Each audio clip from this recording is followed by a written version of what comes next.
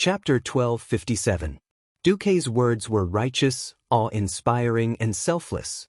Those who didn't know would be moved by Duque to the point of tears and snot flowing down their faces. Not only did he openly confess his lowly identity, but he also promised that once the master came, he would give up ownership. He was simply a living example of an honest and reliable young man in the new era. In fact, the above touching was all bullsh*t, because only the transmigrators knew that the titans of the pantheon had all been killed by Sargerassa. They were all dead. But the titans, as godlike existences, were also very powerful. They were dead, but they died very uncleanly, and all kinds of gods will remain in the world. It must be known that all high-grade titan systems had their own intelligence. There was absolutely no good ending for forcibly taking it. Or it was like Kel, Thuzad, who could use it, but couldn't obtain full authority. Once they encountered an existence with higher authority, they would be done for. So what if they died uncleanly? Didn't you hear Duque deliberately leave a verbal trap, emphasizing that he would only give up the authority if he came? Duque's system elf had evaluated that the control center of Naxxramas probably had the intelligence of a human 10-year-old child. Its intelligence was not high, but it absolutely abided by the rules left behind by the Titans. It would automatically make a choice in favor of the will of the Titans. Therefore, Duque's following words became the last straw that crushed its heart. The glory of the pantheon is being tarnished by evil. Scan the interior of Naxxramas. Dirty undead creatures and savage arachnids are occupying this place. The glory left behind by the Titans has been tossed around until nothing is left. If the Titans saw this scene, they would be very distressed. I don't ask for permanent power, I just hope that before the great Titans come, the Duke Marcus family can become the temporary guardians of Naxxramas and protect planet Azeroth with blood and life for the Pantheon. The fortress system was silent for a full 10 seconds before it replied, "Okay. Please put your palm on the console, I will record your physiological information." Duque put his left hand on it and immediately found that his middle finger was poked by something like a needle. Is this recording my DNA data? The gadgets of the creation titans were indeed high-tech. The fortress system's voice sounded again. Data recording complete. The physiological, genetic, and soul core data of the temporary highest authority holder, Duke Marcus, had been recorded. From now on, I will complete all your orders that are not directed at the Pantheon. Welcome, Commander Marcus. Please give the order. Phew! At this moment, Duque finally let out a long sigh of relief. Done. There were a lot of good things in Naxxramas, but the best thing was not the equipment obtained from killing Kel, Thuzad, or even the majority of the fragments of the artifact, Tish, legendary guardian staff, but Naxxramas itself. If one hadn't been to the distorted nether, they wouldn't have been able to truly feel the terror of the Burning Legion's void fleet. If it were the current version of the Skybreaker, it would probably be a moving target. Only the Dalajan could be considered the true backbone of air defense. Now, Duque had added a heavy bargaining chip to the alliance, the floating fortress, Naxxramas. In the future, if the planetary protection circle with the dragon aspect as the core collapsed, then Naxxramas could work together with the Dalajan to serve as the second barrier to Azeroth. At the very least, it could serve as a barrier to Stormwind City. Now that he had obtained the rights to the fortress, Duke naturally went all out to purify it. At this moment, the two teams of Alliance powerhouses, who were advancing cautiously, suddenly saw Duque's projection. Duque raised his right hand and made a very casual greeting gesture. "Oh, I'm your family's Duque. Now I have control of the Naxxramas fortress. I'm ready to play purification and get rid of all those damn 8-legged eggs. You guys stay where you are. If you're afraid, just put on the mask I prepared for you." With that, Duque's figure disappeared. How long have we been here?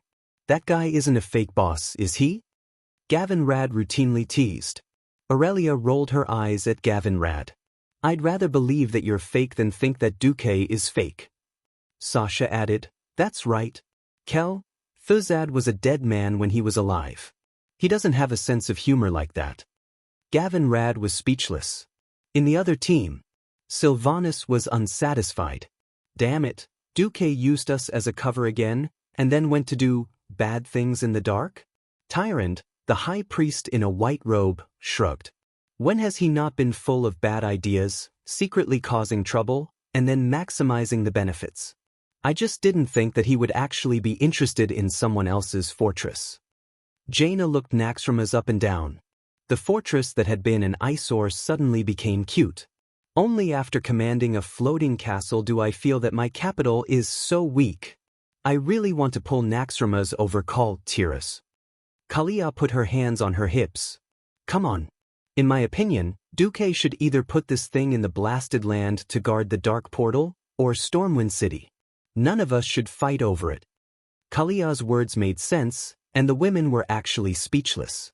While the experts of the Alliance were chatting peacefully, in the various regions, with the hall as the unit, giant protective walls were descending. With a rumbling sound, the entire Naxxramas was cut into countless independent spaces. Then either flames or freezing air that was close to absolute zero began to pour into these spaces from the pipes in every corner. Farina could raise spiders before, but she couldn't give them orders because their master was Meissner, who had been killed by Duque. Now, the focus of the cleanup was naturally the spider area. Whoosh! In the spider area, it was as if an active volcano was erupting, and flames were everywhere. A strong fire tornado spun in the huge space, connecting the sky and earth, not leaving any corner untouched. Those spider eggs were unlucky. Without their mother's care, there was a high chance that they wouldn't be able to hatch. Now, they were directly sucked in and turned into charcoal. Even the spider eggs buried deep in the thick gelatinous soil were forcibly dug out by the strong fire tornado and thrown in all directions. Most spiders weighing less than 100 kilograms were directly rolled up and slammed into the hard stone walls, first turning into large meat patties, then into charcoal. As for the heavier spiders, they were often hit by all kinds of flying debris. For example, a large tarantula's head was cut in half by a piece of tile, and it became a corpse before the fire tornado hit. The remaining 4 groups of bosses in the fortress were forcibly locked in by the huge isolation wall, unable to come out. Chapter 1258. What's going on? Blamu, one of the 4 horsemen of the apocalypse, asked in a deep voice. I have a bad feeling, Sir Zeliek said. Ever since Farina ordered all the troops to be mobilized to deal with the Heavenbreaker, I felt that it was very strange, the dwarf Death Knight, Lord Curtis, said in a low voice. Although I don't want to doubt my colleagues with the worst attitude, I'm sure that Farina betrayed the Scourge army. Otherwise, there's no way to explain why we're trapped and can't get any reply, the more experienced Death Knight, Baron Rivendare, said. Unable to drag Ashbringer Mograine down, Kel Thuzad could only pull Rivendare over, the leader of the 4 horsemen of the apocalypse. As the leader of the 4 horsemen, Rivendare's words were the final conclusion. The other 3 Death Knights looked at each other and Kurtaz made his move. Meteor! The huge skeleton staff was raised, and a large meteor fireball the size of a horse carriage suddenly appeared from the void, striking the huge isolation door with a terrifying momentum. Bang! The so-called thunder was loud but the rain was small. This was how the current situation was described. Kurtaz showed a bitter expression. No, the isolation door is too thick, and it's covered with King City-level magic protection spells. I can't break through it by force. It wasn't just the 4 horsemen of the apocalypse, the other bosses encountered the same problem. The structure area boss Thaddeus, who looked like a Frankenstein and was completely a giant, used up all of his lightning energy, but couldn't shake the door at all. In the Frost Dragon's lair, the Ice Dragon Saffron stood together with Kel Thuzad. The Ice Dragon watched Kel Thuzad cast one magic after another in vain. Damn it! Damn it! Why is it like this? Kel Thuzad was going crazy. The Frost Dragon's lair was clearly the core area of the entire stronghold. In order to prevent possible enemies from sneaking in, the Frost Dragon's area was specially sealed with a large 3-dimensional magic formation, turning it into a special space that was almost completely independent from the stronghold. But now, the teleportation circle that was supposed to be unimpeded was sealed. Even though Kel, Thuzad and Saffron were here, they could only watch helplessly. They couldn't do anything. That kind of anger, even though Thuzad was an undead, made him feel like his soul was about to explode. It seemed that the remnants of the scourge in the stronghold would be defeated one by one. Since this would become a reality, Thuzad understood that he had to do something. Otherwise, he would soon follow in the footsteps of his miserable subordinates and be dealt with by Duque. Thuzad pulled out a scarlet flame from his chest, and his eyes glowed red. It seems that we have no other choice. Saffron, come with me. In the name of the great Lich King Arthas, I command you. Realizing what Thuzad wanted to do, Saffron's remaining dragon instincts instinctively rejected Thuzad. Unfortunately, before it was a dragon, it was already an undead. A great lich and a frost WM that only had bones left. They confronted each other for a full 5 minutes. In the end, the lich who borrowed the name of the Lich King won.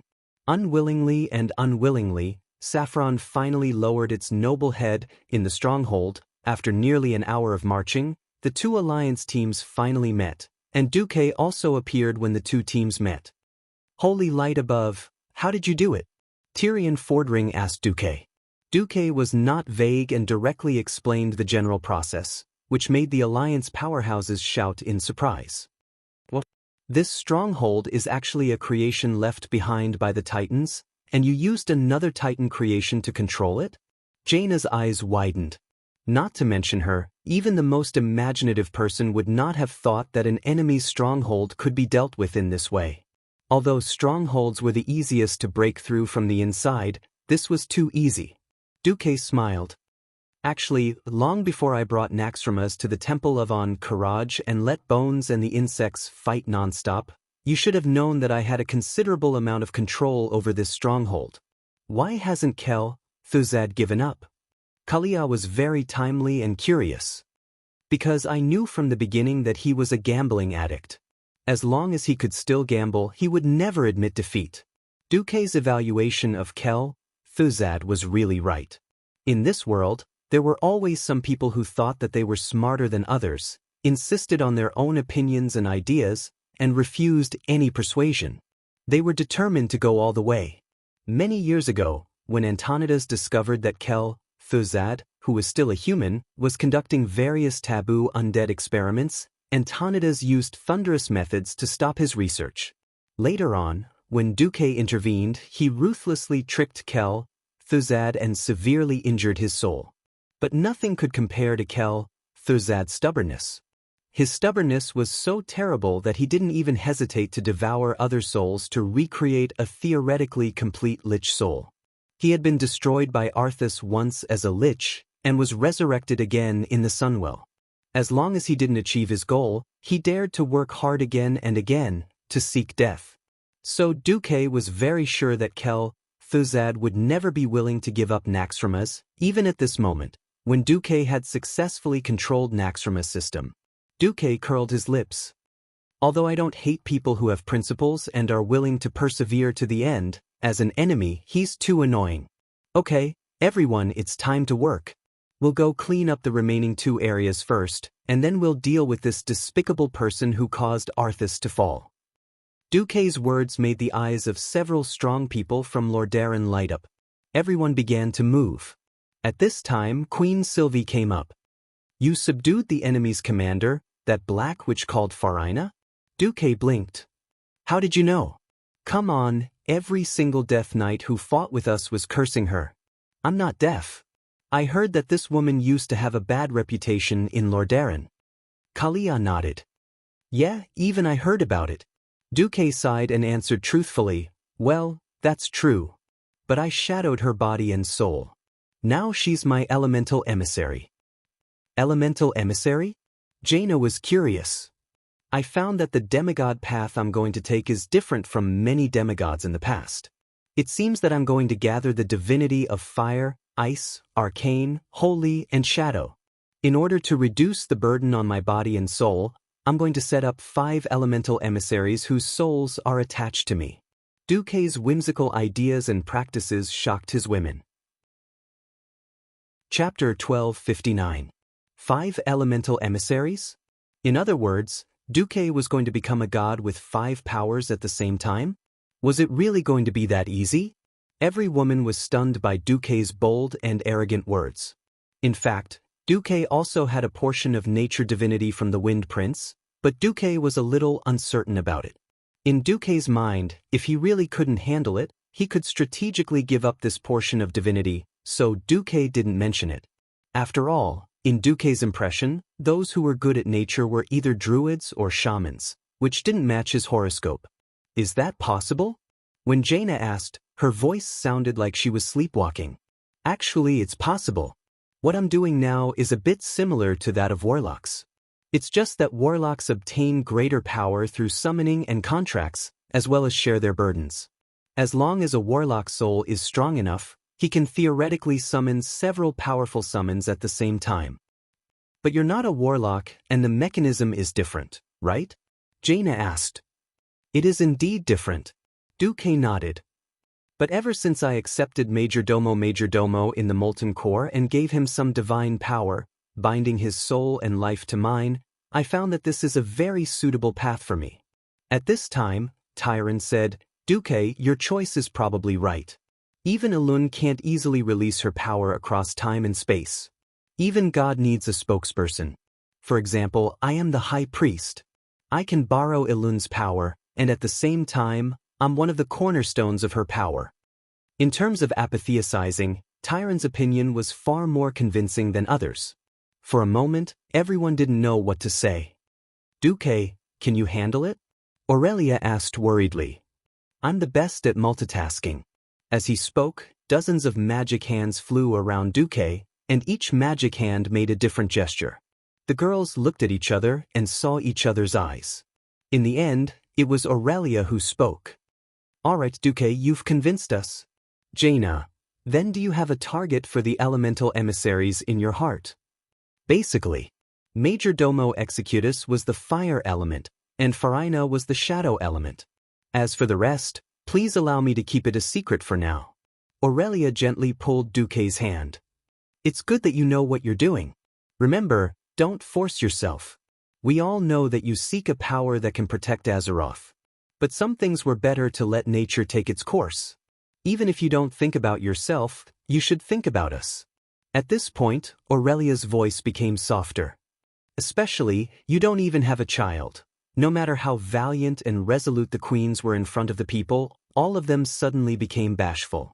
Their faces were all red. Are there many ants on the ground? The patterns on the ceiling are so beautiful. Needless to say, Aurelia and Sasha, who were the first to follow Duque. The 4 queens had long been whispering together, discussing how to hide it from the people below if Duque could not give them a status. Now even Tyron seemed to be talking to herself. I wonder if Elun will allow the High Priest this? Duque was speechless. Well, my soul is a little special. It seems that I can only bestow souls upon my descendants when I become a demigod. All right. Hurry up and become a demigod. The 7 voices were so unified, and the 14 gazes were so passionate that it almost scared Duque. When the time comes, maybe when the world is at peace, we can even use Naxxramas as a palace to travel around the world, Kalia, who had the most girl's imagination, said in her sweet voice. Duque was stunned for a moment, and then immediately came back to his senses. Ever since his transmigration, his nerves had been stretched taut. His eyes were on the present, or on the future where the crisis of the world was becoming more and more imminent, but not on the longer-term future. What would happen after the Burning Legion was taken care of? Perhaps it would be a good choice to use the Great Naxxramas as a flashy palace, and wander around wherever he went. Under Duque's mental command, Naxxramas opened part of the dome on the ceiling. It seemed that because of the sunlight penetrating through, the aura of death in the fortress was all driven away. The sunlight shone on the ancient walls that were like white powder, the deep winding corridors, the hooked staircases, the strange-looking statues, the wide and magnificent glass windows, the floating shadows, the clanking of the armors of Gavinrad and the others in front, and finally the towering dome that always looked down on you, and always looked down on the reincarnation of history. All of this was playing out scenes from ancient and modern legends. He had not realized before that the architectural style of Naxxramas was actually quite artistic. This idea sounded quite interesting. A charming smile appeared at the corner of Duque's mouth. Seeing Duque smile, Kalia and the other girls also smiled faintly. Duque raised his right index finger and shook it. Don't think that I will easily raise a flag or something. Countless movies and animations have proven that the guy who says, after this war, I'll go back to my hometown to get married, will definitely die. Well, even if I die, I will still resurrect. So, Duque made an inscrutable smile, letting the girls think that they knew, and that would be good. The team continued to move forward because all the monsters had been dealt with by Duque, and this march was more like an armed parade. Soon, everyone arrived in front of the hall where the final boss of the construction area, Thaddeus, was. Do you remember the main points I said? You must remember, otherwise if you stand together with different polarities, then everyone will die together. Although I don't want to put pressure on everyone, there is only one chance to deal with this guy. Duque repeatedly emphasized. This was not a joke. Thaddeus, who looked like a Frankenstein, was himself a Lich's test subject. This giant, which was sewn together from the severed limbs of many giants, had the power to control thunder and lightning. The most special and disgusting thing about him was that every once in a while, he would add an electric charge to the enemies that besieged him. Either it was a positive charge or a negative charge. Electric charges of the same polarity superimposed together would increase the attack power of all the companions around them. If electric charges of opposite polarity were stuck within 8 yards, then After adding the charge for 5 seconds, if the opposite polarity was still standing together, then there would be a chain of explosions. The power of the explosion was determined by the number of people around who were charged. If there were only 2 idiots standing together, then at most 2 would die. If it was a group of people, it would be a matter of an instant. Chapter 1260. Seeing that the atmosphere was a little heavy, Gavin Rad came to smooth things over. Yo, boss, you make it sound like we always have a way out when dealing with the enemy leader. Those who don't have the guts wouldn't have dared to come a long time ago. We've killed a few demigods, after all. You're awesome. Gavin Rad gave them a good beating, and the atmosphere in the team suddenly became much better. After clearing the mini-bosses on the 2 high platforms near Thaddeus, everyone cast their own spells and jumped from the high platforms to the platform where Thaddeus was. Of course, a certain dwarf king in the form of a winter melon had short legs and needed Duque to lift him up with hand of magic. He was still croaking and waving his hands in midair. Help, please don't abandon me. I've done meritorious deeds for the Alliance, I've bled, you can't just throw me into the pool below. It's dirty and smelly. The grave of the great Magni Bronzebeard shouldn't be here. Duque, everyone, it had to be said that the Bronzebeard dwarves, who had always said that only rocks and iron or would never betray them, would become neurotic once their feet left the ground. Sigh, you should learn how to ride griffins from your wild hammer cousins, Duque complained. Bullsh*T. Why don't you ask Kudrin to learn Avatar from me? Magni cursed. Duque couldn't stand it anymore. Seeing that the team was almost in place, he directly threw Magni over. A dwarf that looked like a tin can suddenly crashed into Thaddeus the Frankenstein monster like a cannonball. The giant, who had been silent a moment ago, had his hard outer skin crack and fall off like cracked plasterboard. Having just woken up from a deep sleep, Thaddeus' voice made people feel that this giant was still in chaos. The next moment, the 2 huge spiral electric towers on the high platform were activated, and a huge amount of electricity was instantly injected into the body of this stitched giant. Even the naked eye could see the dazzling electric arcs enter the giant's body. Please. Stop this thing. Help me, save me. No. Thaddeus' cry for help made several Alliance powerhouses hesitate. Obviously, Thaddeus was a tragedy. Everyone could not help but recall the Doomsday Army experiment diary that Duque had shown them from the fortress's system before the war. It was a nightmarish record. After suffering a disastrous defeat at Mount Hygel, Mount Hercules was not the only one in the world. The Doomsday Army looked through the video of the battle. Arthas, who was still a Death Knight at that time, coldly said, "Without the support of magic, My army of stitches will never be able to unify this world. She was clearly on the verge of death, but under the effect of a primitive druid's magic, the bear turned into a giant bear and slapped down the broken stitched monster. Today, these words were carved by Thuzad's magic on the door of Naxxrama's laboratory. Countless scourge scientists worked hard for their master's arrogant plan to conquer the world. No matter how much you strengthened a stitched monster made of corpses, it would only be in terms of strength and sturdiness. If you wanted to use magic, you couldn't use corpses that already had no magic power. Since corpses can't maintain magic power, I'll just use living people as experiments. Master's will cannot be violated. We must speed up. Master is about to arrive in this world. We must give the new stitched monster to Master as a gift. Under Thuzad's instructions, the minions of the Scourge were sent out to search for suitable test subjects. Ogre mages, orc warlocks, human paladins, Tauren shamans, etc. However, the experiment was not successful. Arcane magic, shadow curses, and holy power disappeared without a trace once they came into contact with the plague. However, the power of the elements merged well with the plague virus. It was just that the test subjects did not mutate. They only had magic power, but did not have strong bodies.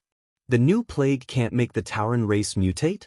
Then let's use the perfect human structure and find a way to extract the power of the elements and fuse it with arcane magic. Under Thuzad's guidance, there was a new improvement in the experiment. A human test subject named Thaddeus had the ability to attack with elemental lightning under the effects of the plague and arcane magic. However, after just one magic release, the stitched monster stopped moving. Can our technology only go so far? Although very disappointed, Thuzad could only accept reality. Then build him a room and let him be the guard of my fortress to defend the dignity of the Lich King. The former paladin Thaddeus was now imprisoned in the dirty and dark Naxxramas, enduring both psychological and physical pain. His painful voice echoed in Naxxramas and lingered for a long time. "Help me! Save me!" When the words in the video that lingered in the hearts of the strong once again echoed in their ears, Kalia finally couldn't take it anymore. Duque knew what the kind-hearted Kalia wanted to say, but he still shook his head. Not every soul poisoned by the scourge can be saved. Queen Sylvie shouted, "You're not planning to turn Thuzad into your elemental emissary, are you?" "Of course not." "That's good. How could Duque offend everyone and do such a thing?" At this time, the cracks on Thaddeus' skin had already been completed. What appeared in front of everyone was an absolute construct giant. Thaddeus' eyes were red as he said in a voice full of guilt, "You're too late. Can only obey." Duque's gaze passed through Thaddeus' heavy body and saw that incomplete and dirty soul. He finally sighed. "Do it." The flames of the divine weapon Balrog's hammer lit up first. With one hit from the hammer, Thaddeus' leg was charred black and deeply caved in. If it was a living creature, even if it was a dragon man, they probably wouldn't be able to stand up after receiving such damage. Unfortunately, Thaddeus was a stitched creature. His bones were made from the remains of giant dragons, and his muscles came from the fresh flesh and blood of many giants. Magni's fierce attack had only damaged the first layer of his flesh. The problem was that there was still a second layer, a third layer. Who knew which layer it was? Pfft. Magni spat fiercely. Gavin Rad's wind sword also slashed forward, but this time, the effect of the wind sword wasn't very good. Because Thaddeus also used the power of lightning. Gavin Rad instinctively felt that his wind sword was simply helping to charge this thing. He could only immediately put away the wind sword and replace it with an epic-grade hammer that was more effective against constructs. Chapter 1261. Anyone who had ever played with magnets knew that like repelled and opposites attracted. It would be so easy if they could do the same with Thaddeus. The problem was that they couldn't. When Duque led a party in the game, he could scold the fools who ran to the positive pole with negative charges. After all, it was absolutely common for a party to be wiped out, and they would get used to it. In addition, being wiped out was a bit like the accumulation of pleasure from practicing the sword. After spending time, effort, intelligence, and sweat, Once the boss was successfully defeated, that kind of accumulated pleasure would burst out in one go, almost burning one's brain. It was really hard to describe with words. However, striving to succeed in one go like this also had a different kind of thrill, like walking on a tightrope. At first, Duque didn't feel anything, but he was immediately greeted with his first shock. Suddenly, all the powerhouses felt the change in the air. Some felt their hair stand on end, while others even had their hair stand on end. Well, Theon's mother had suddenly turned into an afro. Duque immediately realized what was going on. Obviously, the electric charge had fallen. But this was the real world of Azeroth, not a game. So even if the powerhouses could sense the charge, it didn't matter if their knowledge of physics was zero. People couldn't judge positive and negative charges with the naked eye. Duque was startled, and immediately had the system genie get to work. Immediately analyze the positive and negative charges and mark everyone's head with a phantom symbol. Use a red plus sign for positive poles and a blue minus sign for negative poles. Duque's order immediately gave the powerhouses a clear direction. Even though the situation was chaotic, the guy with the negative pole symbol on his head still ran around Thaddeus, who was attacking Magni, and ran to the area designated by Duque. All sorts of things happened. Benedicus seemed a little confused. He was clearly a positive pole, but he actually ran out too. Queen Sylvanas was quick to react and grabbed him. Then, in her panic, the negative Kalia actually stepped on her own mage robes and fell down. Moreover, she fell less than 5 meters away from the positive faction. Time seemed to have frozen. Even Kalia's beautiful face was frozen with fear. At the critical moment, Duque made his move. A mutated Bigbeesvadrum was pushed out, and Kalia felt her entire body fly out as light as a feather. It felt as if she was riding on a cloud. Then, in less than a second, she had already landed gently in the crowd of negative poles. Phew! More than one person let out a long sigh of relief. This was also a reality. In the game, there wasn't a single pharaoh who could use mathematical sorcery to save his teammates. It didn't matter how many there were. If the idiot acted foolishly, the whole team would be buried with him. 5 seconds seemed like a long time, but in reality, 2 blinks of an eye had passed. Fortunately, all 15 of them were in position. Everyone was surprised to find that under the amplification effect of the same polarity electric charge, their attack power and healing ability had actually increased by several times. Hey, this feels great. This time, when Magni swung his hammer down in a circle, he realized that Thaddeus' stick-like finger had been knocked away. As a warrior, he had always taken on the most difficult task of tanking the boss. When would he be able to bully the boss like this? Mag was feeling really good. Come on. Eat my hammer and continue to hurt each other. The Balrog's hammer brought up clouds of fire. The visual impact of the intense light and shadow made people forget that this fellow was actually a defensive warrior who was tanking the boss. There was also Gavin Rad like him. Unfortunately, the wind sword was silent, so he couldn't be.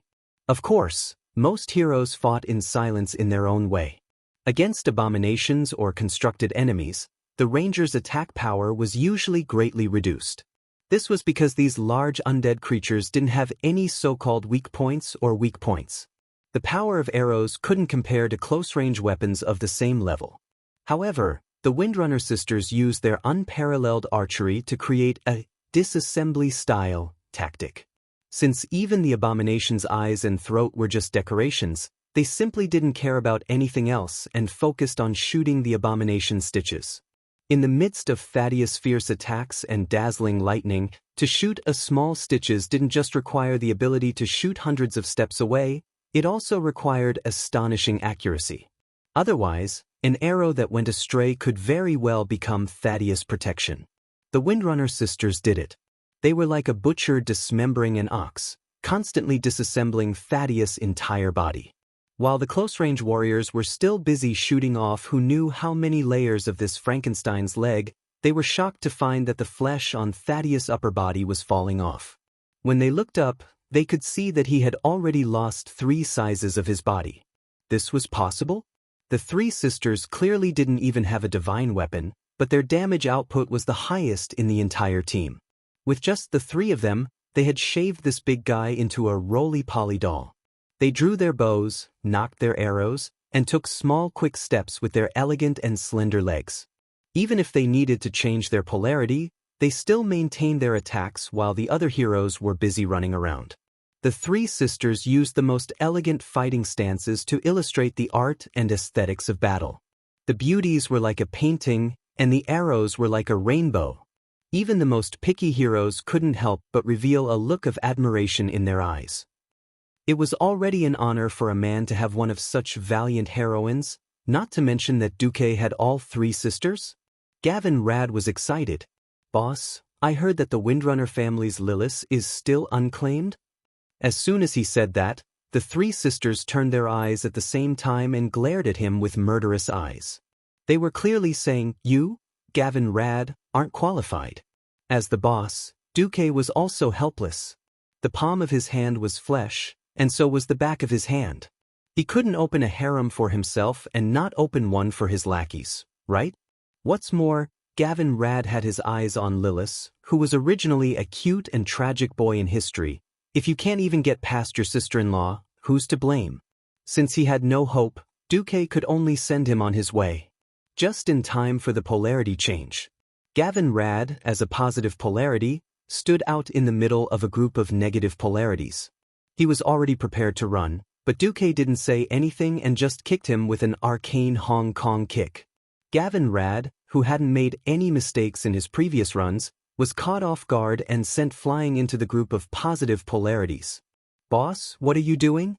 Duque stuttered and replied slowly, "I suddenly realized that you're lacking in IQ. I was afraid that you wouldn't know how to run, so I sent you on your way." At this moment, Gavin Rad completely gave up. Chapter 1262. Kill. I'll crush your bones. I'll smash you. Let's taste the pain together. Thaddeus' roars continued throughout the entire battle. If one listened to the sound and didn't look at the situation, perhaps outsiders would think that Thaddeus had the upper hand. Only by seeing it with their own eyes would they know that this once incomparably burly, giant-like Frankenstein with a muscular appearance was now almost a skeleton king. The powerful Abomination Suture thread was made from the most powerful and sturdy Shadow Force threads, difficult for normal blades to cut through to begin with.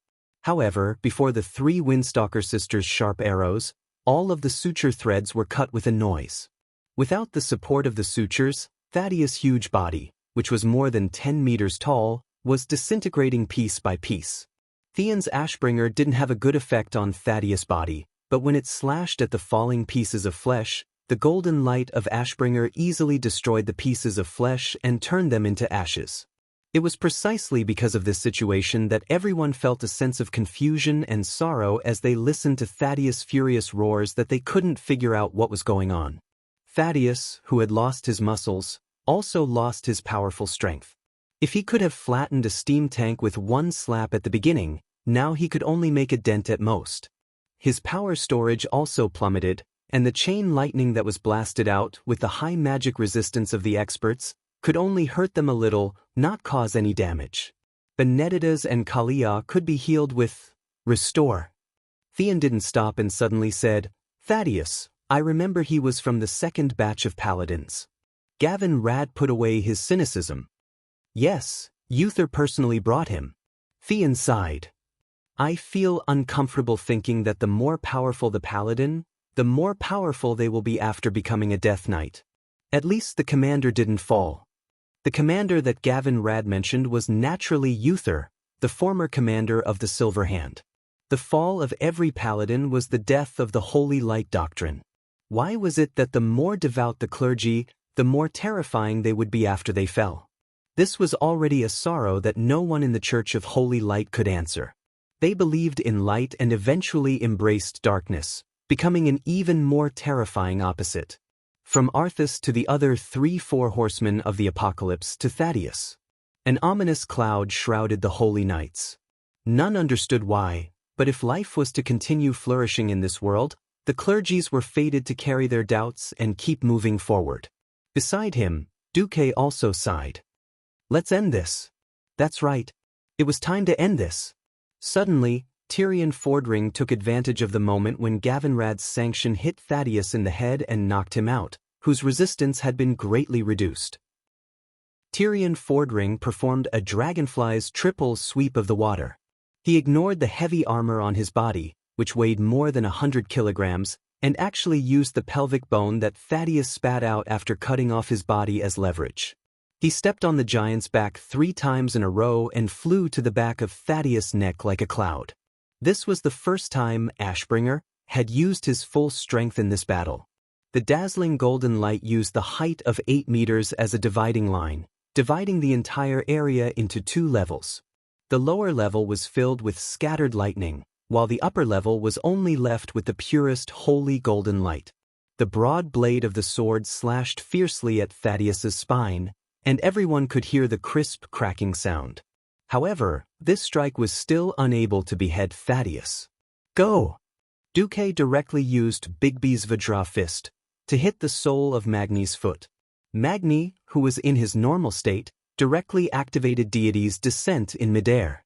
It looked like he directly rose into the air with his huge body and flew to a place level with Thaddeus' head.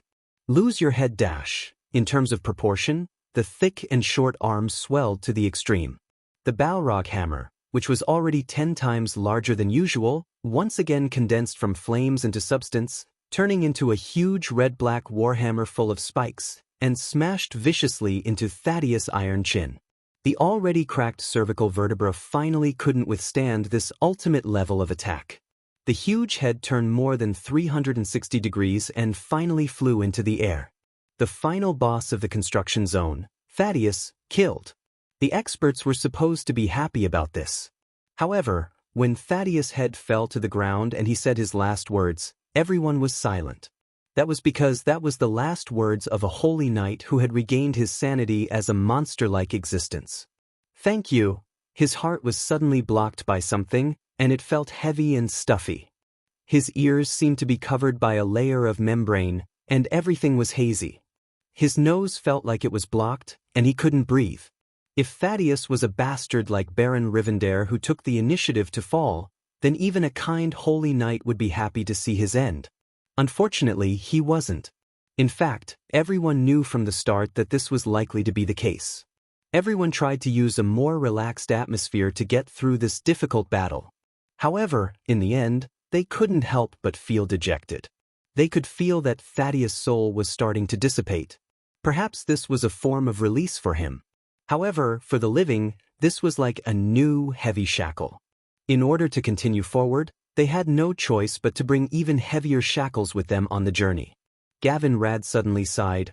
I suddenly understand why Arthas fell back then. Yes, that's right. He was originally a holy knight with a kind heart. His pure holy light and perfect aptitude as a holy knight said it all. And then? The Scourge used their schemes to tie shackles and shackles on his heart, making his footsteps heavier and his soul more and more tormented. When the young prince's soul broke through its limits, when obsession replaced the belief of justice and became the master of the soul, then the final fall would inevitably come. Everyone was sighing. Everyone was sighing. Kalia quietly walked to Duque's side and pulled on Duque's sleeve, pleading softly, I always tell my believers and subjects that if they believe in justice and love, they will usher in a beautiful future. But now, if even I don't believe in the future of the holy light, how can I ask them to believe in it? Aurelia also spoke up. Tyrant, is there anything you can do? Tyrant shook her head slowly. Elune cannot guide souls that do not believe in her. In the end, it was Duque who stepped forward and stretched out his right hand. Chapter 1263. On each of Duke's fingers, there were rings of lightning circling around each of his fingers. His 10 fingers were like a pianist who had stepped onto a stage, sat on a chair, and was about to start playing. With the movement of his fingertips, groups of incomparably mysterious magic runes jumped out from his fingers. These runes surrounded Thaddeus' huge head, and Jaina and Elugia were sensitive enough to notice that these runes formed a small magic array that was separating Thaddeus from the surrounding space. It was even possible that it was stripping away the connection between the sleeping Lich King and Thaddeus. This is... Elugia covered her mouth in disbelief. Jaina grabbed her good sister's hand with one hand. Watch carefully how a true master tries to solve an unknown and difficult problem with brand new magic techniques and arrays. Using mature magic was one thing. No matter how complicated or difficult the magic was, it was just following the script. As long as one had enough magic power and magic application skills, they could successfully make the magic circuit in the body communicate well with the elemental channels in the outside world. Basically, it was something that could be improved through more practice. But not now. Everyone could see that because of Thuzad's inhumane and taboo experiments, Thaddeus' soul had been seriously polluted and distorted. It could not even be simply classified as a human soul. Among Thaddeus' soul, there were also other kinds of souls, such as the mountain giant and the twin-headed ogre mage. This unstable combination was the key to Thaddeus' physique that could not be replicated and could store lightning. Thus, from the beginning to the end, except for the overly kind-hearted Kalia, no hero had suggested that Duque save Thaddeus. This was absolutely forcing him to do something he couldn't do. Similarly, not many people knew that Duque had the ability to control souls. After all, someone had infiltrated the Burning Legion and become a Void Duke. This was a dark history, an ancient secret. In fact, with Duque's strength, any incantations and chants were not necessary. But considering the following scene, thinking of his own magic power, it was very likely that the upper limit of everyone's perception of him would be refreshed. Duque still pretended to chant the incantation. Declare, show me, a soul that shines with divine radiance at the end of hell. I have already glimpsed the 3 great virtues that haunt thee. I already know the meaning that fate has given to your sword. If you obey the holy light, obey this will, obey this path, then answer my call. I hereby swear, I am the one who accomplishes all the good in the world. I am the one who cuts off all evil in this world. In the name of the guardian of the scales of justice, Duke Marcus.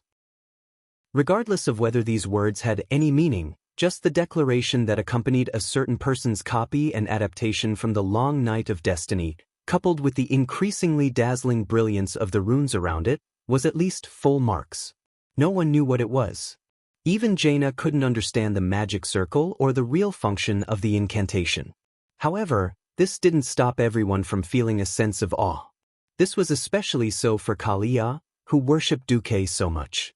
Her eyes were practically the standard starry eyes of a star chaser. As soon as Duque finished the last word of the incantation, a semi-illusory mass of matter, or rather, a combination of souls, rose from Thaddeus' big head and floated in the air.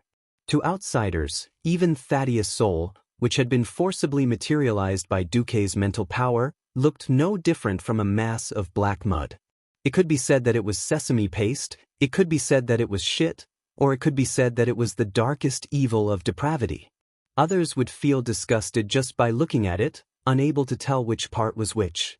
However, with the help of the system elf, Duque could analyze the soul's energy and magnify it 10,000 times. Theon, Gavin Rad, Kalia, Benedictus, please stand in one direction and purify the excess filth. Duque's request was immediately carried out.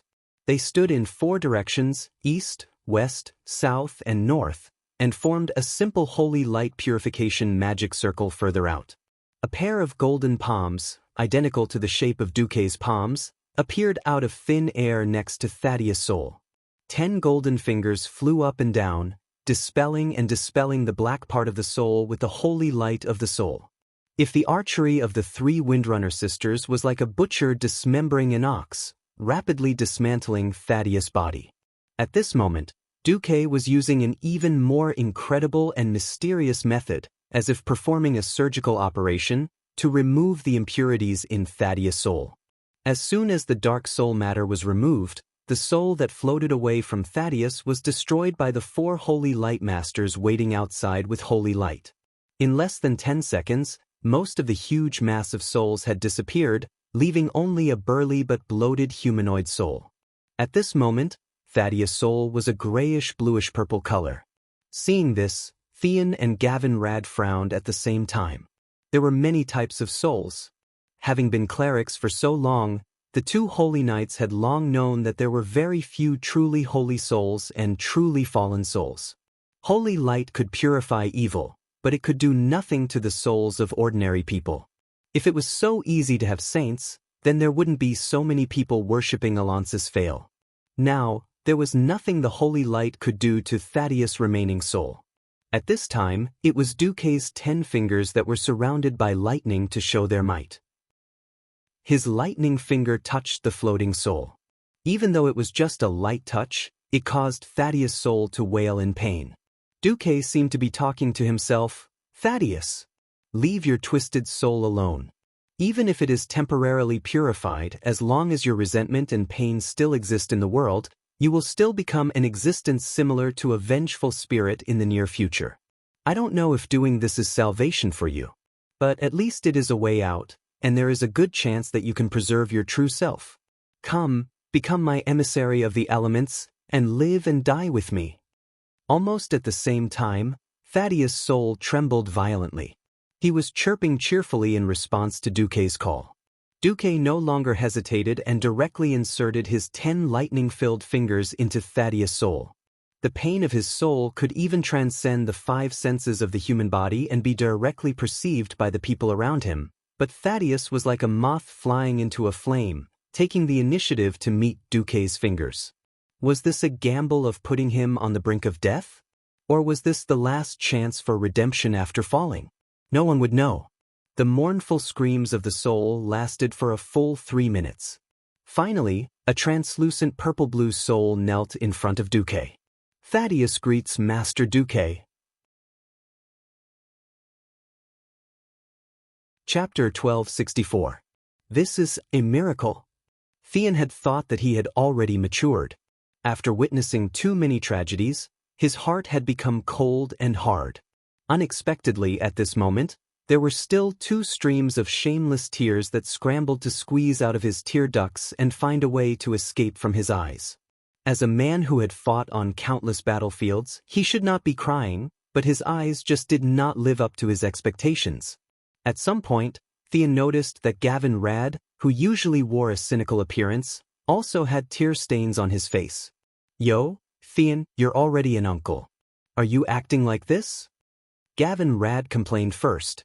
"Bullsh *T. You make it sound like you're not part of the 5 Silver Saints." Theon punched him, almost making Gavin Rad vomit blood. A full-powered punch from a holy knight was not an exaggeration. You might shit yourself. Of course, the one getting beaten up was also a holy light humanoid creature that could glow, so that was another story. Great. Kalia was so happy that she hugged Jaina and Alucia. These 3 queens, who had been together from time to time since childhood, had their exquisite faces together. If it wasn't for the fact that Du Zhe had already declared his ownership of them, they would definitely be praised as beautiful as a painting by now. Most of the heroines secretly wiped away their tears, and the male heroes also put down their weapons, admiring this rare scene of redemption. Duque had no time to care about the feelings of others. He still looked like a fraud, unfathomable. He stretched out his right hand, which was full of lightning, and gently stroked the head of Thaddeus' soul. Duque's voice was full of a mysterious and illusory feeling. It sounded like a morning bell ringing from a distant building on a foggy morning. It was heart-stirring. Justice may not always be rewarded. However, those who wield the sword of justice, even if they have fallen, deserve redemption. I am not a god, but I still hope to bring more hope to this world that has been ravaged by evil. Thaddeus, answer me, how much of your soul still remembers? How much of your sanity do you still have? On Thaddeus' soul body, others could easily see the tears of the soul that flowed from his eyes. Thaddeus remembers everything from when I became a holy knight, to when I followed Sir Uther back to Lordaeron City, to when Uther was killed, to when I was killed, and then to when I endured the terrifying cataclysm experiment. My bewilderment, my despair, my pain. I remember all of it. When Thaddeus said this, Kalia and Gianna could not help but hold each other's hands tightly. Duque took a deep breath and said slowly, "Then, do you still hate them?" The sound wasn't loud, but it seemed to set off a sacred shockwave. Everyone could clearly see a brilliant golden light with the naked eye. With Duque as the center, it spread out in all directions like a curtain wall. I hate him. But I still remember the meaning that fate has given to my sword. Since fate has allowed Master Marcus to be haunted by the three virtues and the word of heaven, to redeem my soul. Then for all eternity, the sword of I, Thaddeus, shall be the sword of my lord, His Excellency Duke Marcus. Thaddeus bowed his head deeply. Phew. Duque exhaled a mouthful of turbid air. Fortunately, he didn't lose out this time. Otherwise, after investing so much, it would be terrible if he got a brainless fool's soul in exchange. Of course, on the surface, Duque was still full of pretense. Knight Thaddeus, please kneel. Not only Thaddeus but everyone else also realized what this was. Benedictus seemed to want to say something, but in the end he stopped. Thaddeus' soul had changed. Although it was still emitting a purplish-blue glow, his blurry soul body had become clear. The structure and patterns of the armor on his body could already be clearly distinguished. It was the standard armor of the Silver Hand. He knelt down on one knee excitedly, looked at Duque, and then lowered his noble head that had never been lowered to the Scourge army. Duque drew out his spiral sword, Marcus, Song of Light and Darkness, and solemnly said, "In the name of the Grand Duke of Stormwind and the World Guardian Duke Marcus, I grant you, Thaddeus, the title of Guardian Knight of the Marcus family." After saying that, the blade of the spiral sword lightly touched Thaddeus' left and right shoulders like a dragonfly skimming the water. "Thank you very much, my Lord Marcus." Thaddeus was almost in tears. For a transmigrator like Duque who had no moral integrity, the knighthood was not a big deal at all. On the other hand, this was already the most solemn knighthood ceremony in the world of Azeroth. After the dead of the Scourge army came out, the Church of Holy Light had the fiercest debate about this. It was an ideological debate. The topic of the debate revolved around whether the dead still had glory and power and status when they were alive. This debate involved the Church of Holy Light and all the feudal aristocratic ruling classes of the kingdom, and the final conclusion was that the dead could only have a false reputation and were not qualified to have any wealth or power. Because the dead could also keep the wealth they had when they were alive, then what did the descendants they left behind when they were alive eat and use? Of course, the result could only be that the living returned to the living, and the dead returned to the dead. Therefore, Duque could not make Thaddeus a knight of the kingdom. Duque took advantage of this loophole. The so-called guardian knight, to put it bluntly, was a retainer and was not protected by the kingdom's laws. The lord could do whatever he wanted.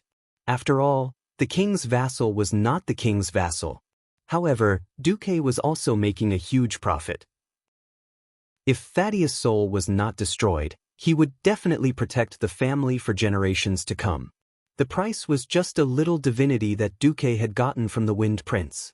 It seemed that the knighthood was not much different from that of an ordinary knight, but for Thaddeus, who had been tortured and a lonely soul for a long time, this was the greatest and final redemption. At some point, there was a warm applause around him, especially from the two great holy knights. They had almost broken their gauntlets from the applause. Speaking of which, to be able to complete his redemption under the witness of two first-generation holy knights, known as the 5 Silver Saints, Thaddeus was also a happy guy. He was so excited that he could only say, "Thank you." "All right, Thaddeus, your essence is now an elemental soul. I was just acting on the urgency of the matter just now. The specific adjustments will have to be done when we return to the Mage Tower. I'll take you back to the Karazhan first." Duque had no choice but to hold this guy back. "Understood. I will listen to your orders, my lord." Thaddeus replied respectfully, "Yes, there are some things. My lord, you'd better take a look." He saw the staff that Thaddeus had dug out from a pile of junk. Sunset Tower? Duque was pleasantly surprised. Chapter 1265. Duque was a little conflicted. Because of the skewed history, he couldn't figure out whether he was fighting a level 60 or a level 80 Naxxramas. This was because Sunset Tower was a typical item from a level 80 Naxxramas. Although Duque couldn't use it himself, the quality of this staff wasn't bad. It had powerful spell power and casting speed bonuses, plus decent endurance and spirit bonuses. It was a good staff for a priest. The design was also not bad. There were 2 sun-like golden rings at the head and tail, plus 8 small golden awls in the shape of radiation. When it was waved, it looked like it was waving 2 suns, one big and one small. Benedict didn't want this thing, so Duque might as well let Kalia take advantage of it. After Duque took control of Naxxrama's main control system, going to and from Karazhan became common. Duke took Thaddeus back for a trip. He saw Khadgar. "Oh, my dear master, what did you bring back this time? A heroic spirit? A special soul infused with the power of Logia lightning? Although there were enough strange existences in Karazhan, there were too many of them. I can't handle it anymore." Khadgar, the ghost mage, put his hands on his hips and kept complaining to Duque. Duque blinked, looking like he was in a difficult position. "But let's not talk about the brainless curator and the righteous saintess. Just Majordomo Executus, who was a fire demon boss, and Farina, the shadow witch, gave Khadgar a great sense of pressure. Now there was a thunder knight with a special soul. Khadgar felt a headache coming on. Duque sent the other elemental emissaries away and asked Khadgar, "They didn't do anything, right?" "No, the fire demon kept asking me if there were any slaves he could order around. He wanted to get you a fire elemental furnace. I gave him a small team of heroic spirit warriors to capture the monsters that came out of the spatial crack. If he can successfully enslave them, he'll give them to his new subordinates." Khadgar then rolled his eyes. Then that lady Farina, who looks like a human but is actually a shadow creature, started to ask you what kind of woman you like after I refused to let her into your bedroom. I'm so annoyed. I told you that you've recently become addicted to playing with female demons. The higher the position, the better. Slap.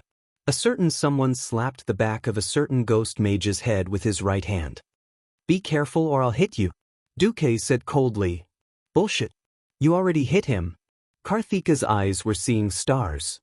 But this time, it was another slap from his left hand.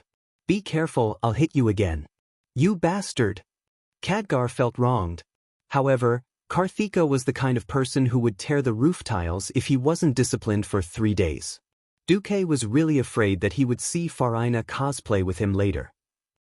Now that Duque had used the divinity in his hands to create 3 elemental emissaries, it was already a pain in the ass. When he had saved Thaddeus just now, he had only done it because he felt like it. Now, he realized that he had fallen into a trap. If he wanted to maintain a true elemental emissary, then that meant that Duque had to also grasp the natural elements' divinity laws. Apart from the basic fire, ice, and arcane spells, there was also the wind and thunder elements and the shadow elements. In order to balance things out, he had to add the light element. If one more domain was added, the difficulty of entering the divine realm would be doubled. Right now, Duque was already at the normal difficulty multiplied by 2 to the 6th power. Duque wailed in his heart. "Damn, I'm not good at math, but I know that this is 64 times. Although Duque, who had seen the ancient war, knew that an ordinary demigod with a single domain was useless, like the wild boar god, a third-rate void lord could kill it. But even 64 times, that was too difficult. And as for the direction he was working towards, Duque was still a little confused. If it was fire, ice, and arcane spells, he could still be considered a god of mages or something, but what about 6 domains? However, he would cross the bridge when he came to it. After comforting Thaddeus, Duque returned to Naxxrama's and met up with the team. Because they controlled most of the strongholds, the team did not have to run and directly arrived outside the hall where the 4 horsemen of the apocalypse were. Before opening the door, Duque was sensitive to the change in the atmosphere of the team. The depressing atmosphere of Thaddeus becoming a monster because of his fall, and the final redemption of his soul, filled the entire team with a relaxed atmosphere. After all, the remaining 2 groups of enemies were in a state of closing the door and beating the dogs. As an honest and reliable young man, although Duque could not do anything to kill Thuzad in the independent space, he could still trick the 4 horsemen of the apocalypse. He opened a portal and then pulled in hundreds of tons of holy water from the holy city of Stratholme, all of which were poured into the ventilation pipes of the hall. The undead could not eat or breathe, just relying on the power of their souls to maintain their vitality for hundreds of years. But Duque did not believe that they could still swim in the pool of holy light. The holy water blessed by the holy light was like acid to the undead. Bathing in holy water was definitely not a pleasant experience. Although the atmosphere in the team was a little too relaxed, Duque was also very confident in his plan, so he did not intend to alarm the team members or anything. "Okay, everyone, do you remember to order?" Duque asked. "Yes." The 14 powerhouses answered in unison. "Okay, let's go. We'll farm undead horses, oh no, Einherjar warhorses." Duque was too smooth with his words, saying it was undead horses. Although in the game, players took glory in farming undead horses, Duque was in the righteous camp. Before the Ebon Blade Knights turned over a new leaf and gained the recognition of mortals, undead horses were taboo. Of course, Duque had promised that he could use undead horses as raw materials. After purification, he could summon the souls of Tyrion and the others' mounts and make them into Einherjar warhorses. This idea was well received by the 2 first-generation paladins. After all, horses usually matured after the age of 4. Even if a warhorse did not die on the battlefield, it was rare to ride it until the age of 15. After 15, it was basically an old horse, unable to bear the burden. Gavin, Rad and Tyrion had fought on the battlefield for 20 years, and lost count of the number of warhorses they had changed. They also did not want to change warhorses again and again. After a long time together, there would be feelings no matter what. The 2 paladins did not take Duque's words to heart. After all, Duque had used his own strength to forcibly transform the shadow energy in his body into a wholly extraordinary existence. As for some of the strange habits of this great hero of the Alliance, they selectively ignored it. The huge stone door, which was a full 10 meters thick, began to open with a rumbling sound under the push of the Titan's mechanism. Just as Duque remembered, the 4 horsemen of the apocalypse silently rode undead horses, standing in the middle of the hall like statues.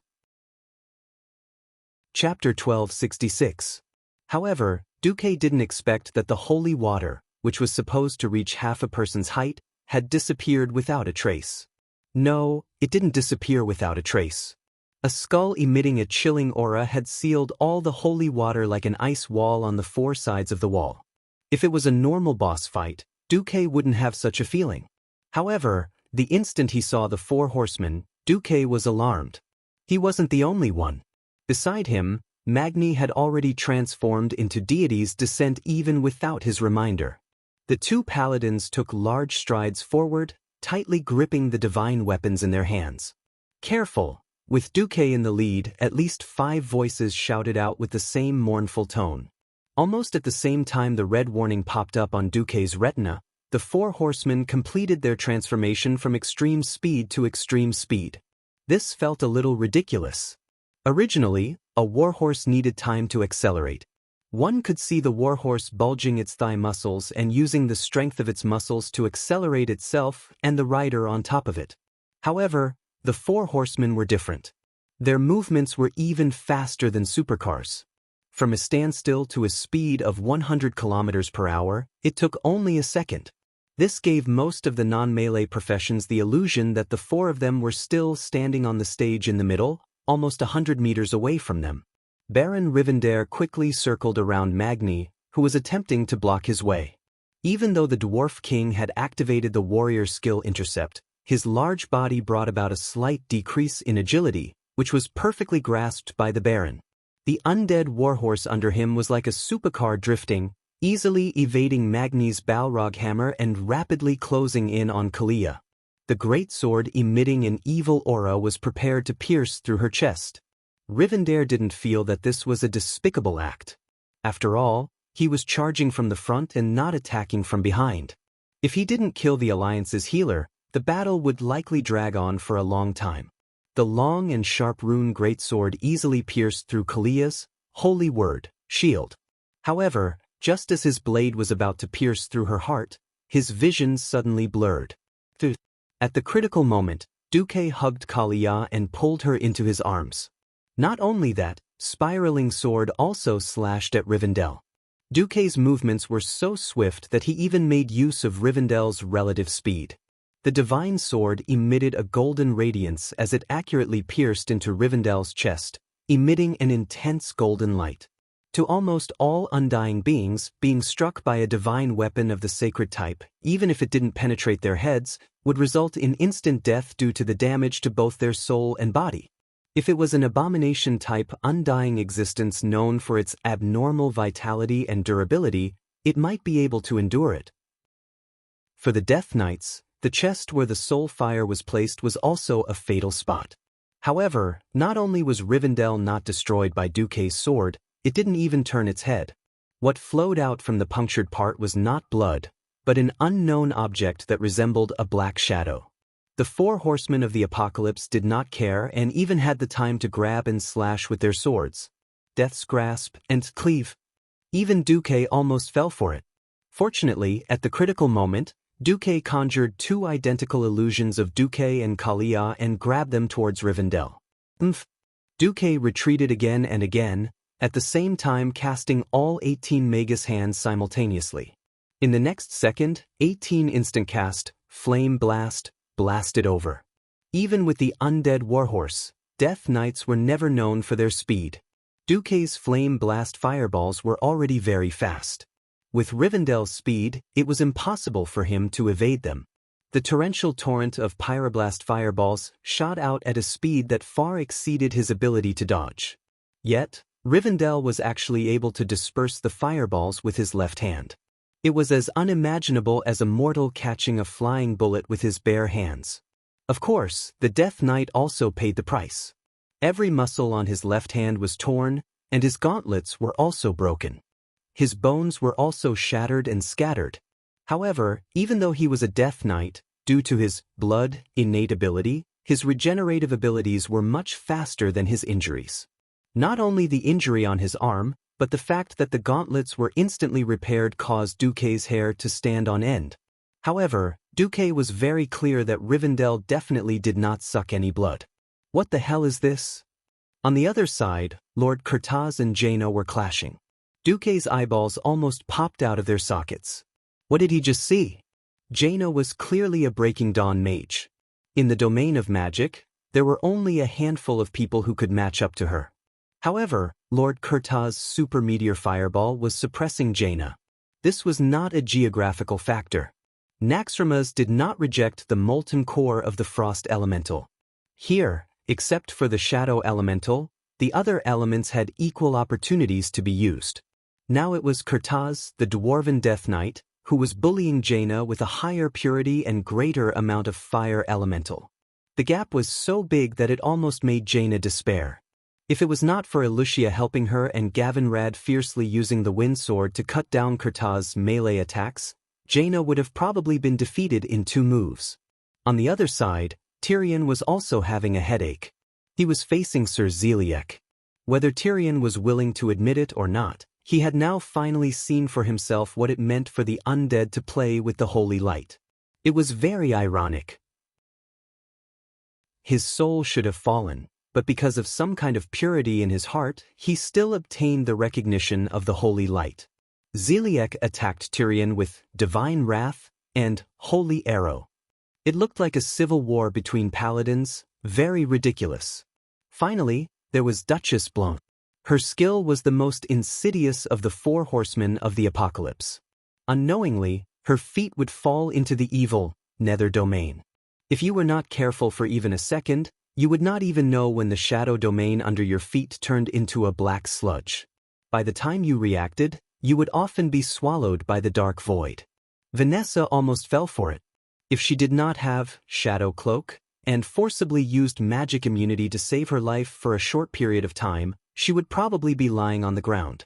However, the most terrifying thing was not the single attack of the 4 horsemen, but when the 4 of them stood together, there would be 4 terrible halo effects that would constantly superimpose curses on the entire alliance of heroes. Separate them, Duque shouted at the top of his voice. Chapter 1267. The 4 horsemen of the apocalypse had to fight separately. This was common knowledge to every Warcraft player who had fought Naxxramas. It was a tactic that had to be carried out. After the four horsemen split up, any one of them could only be considered second-rate powerhouses. With the four horsemen together, they would be a top-tier combination that would give anyone a headache. Before Duque had transmigrated, it was because he had led his team to destroy the four horsemen and clear Naxxramas that he had become a famous team leader in the entire server and even the four servers. Moreover, the four horsemen in front of him were definitely not normal.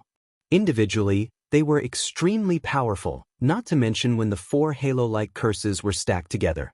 Every horseman's mark was a layer of additional damage imposed on the Alliance powerhouses. It was not obvious at first. The marks stacked once every 12 seconds. Once 4 layers were stacked, it would be 4 times the damage. At this time, they would basically be insta-killed. 5 layers of marks meant death.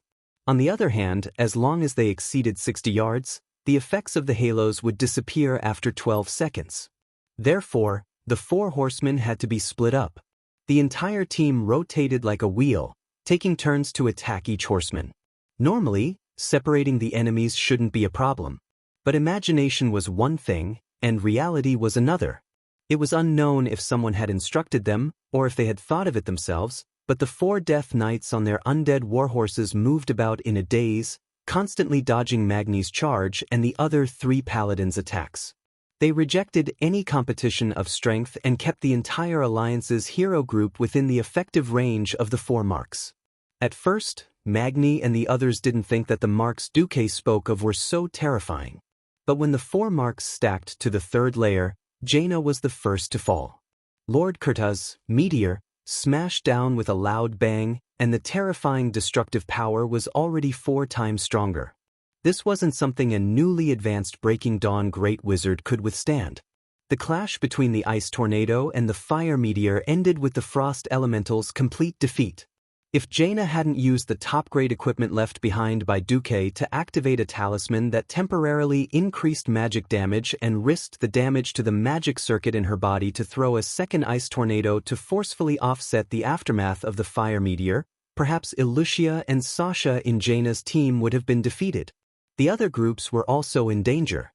Because the 4 horsemen of the apocalypse could not be pulled apart, they had no choice but to stack more cursed halos. "Boss, no." Gavin Rad was the first to shout. "I'm fine, but the others are dead." Magni, who was almost immune to magic, was also panicking. "Is there a plan B?" Even someone as cautious and calm as Theon couldn't sit still. "Do you think you can have a plan B just because you say so?" As expected, reality and the game were 2 different things. The mark of the 4 horsemen of the apocalypse, even if it was a group of heroes with top-quality equipment and a few paladins with 1 chance of invincibility, couldn't be stacked 6 times. The hesitation and panic of the Alliance experts fell into the eyes of Baron Rivendell, a true fallen who willingly became a Death Knight. Rivendell, who had been silent since the start of the battle, finally spoke. His voice was filled with malevolence. Feeling uneasy? Was he afraid? It was too late. The living. Only eternal death is the end of all things. None of you can escape the fate of death. Come, join us. Under the command of the great Lich King, Arthas, we shall establish an eternal kingdom on this land. His tone was filled with the smell of a charlatan. And a fart. Following Rivendell's words, the solid tiles on the ground trembled slightly. Every expert of the Alliance reflexively looked down at their feet.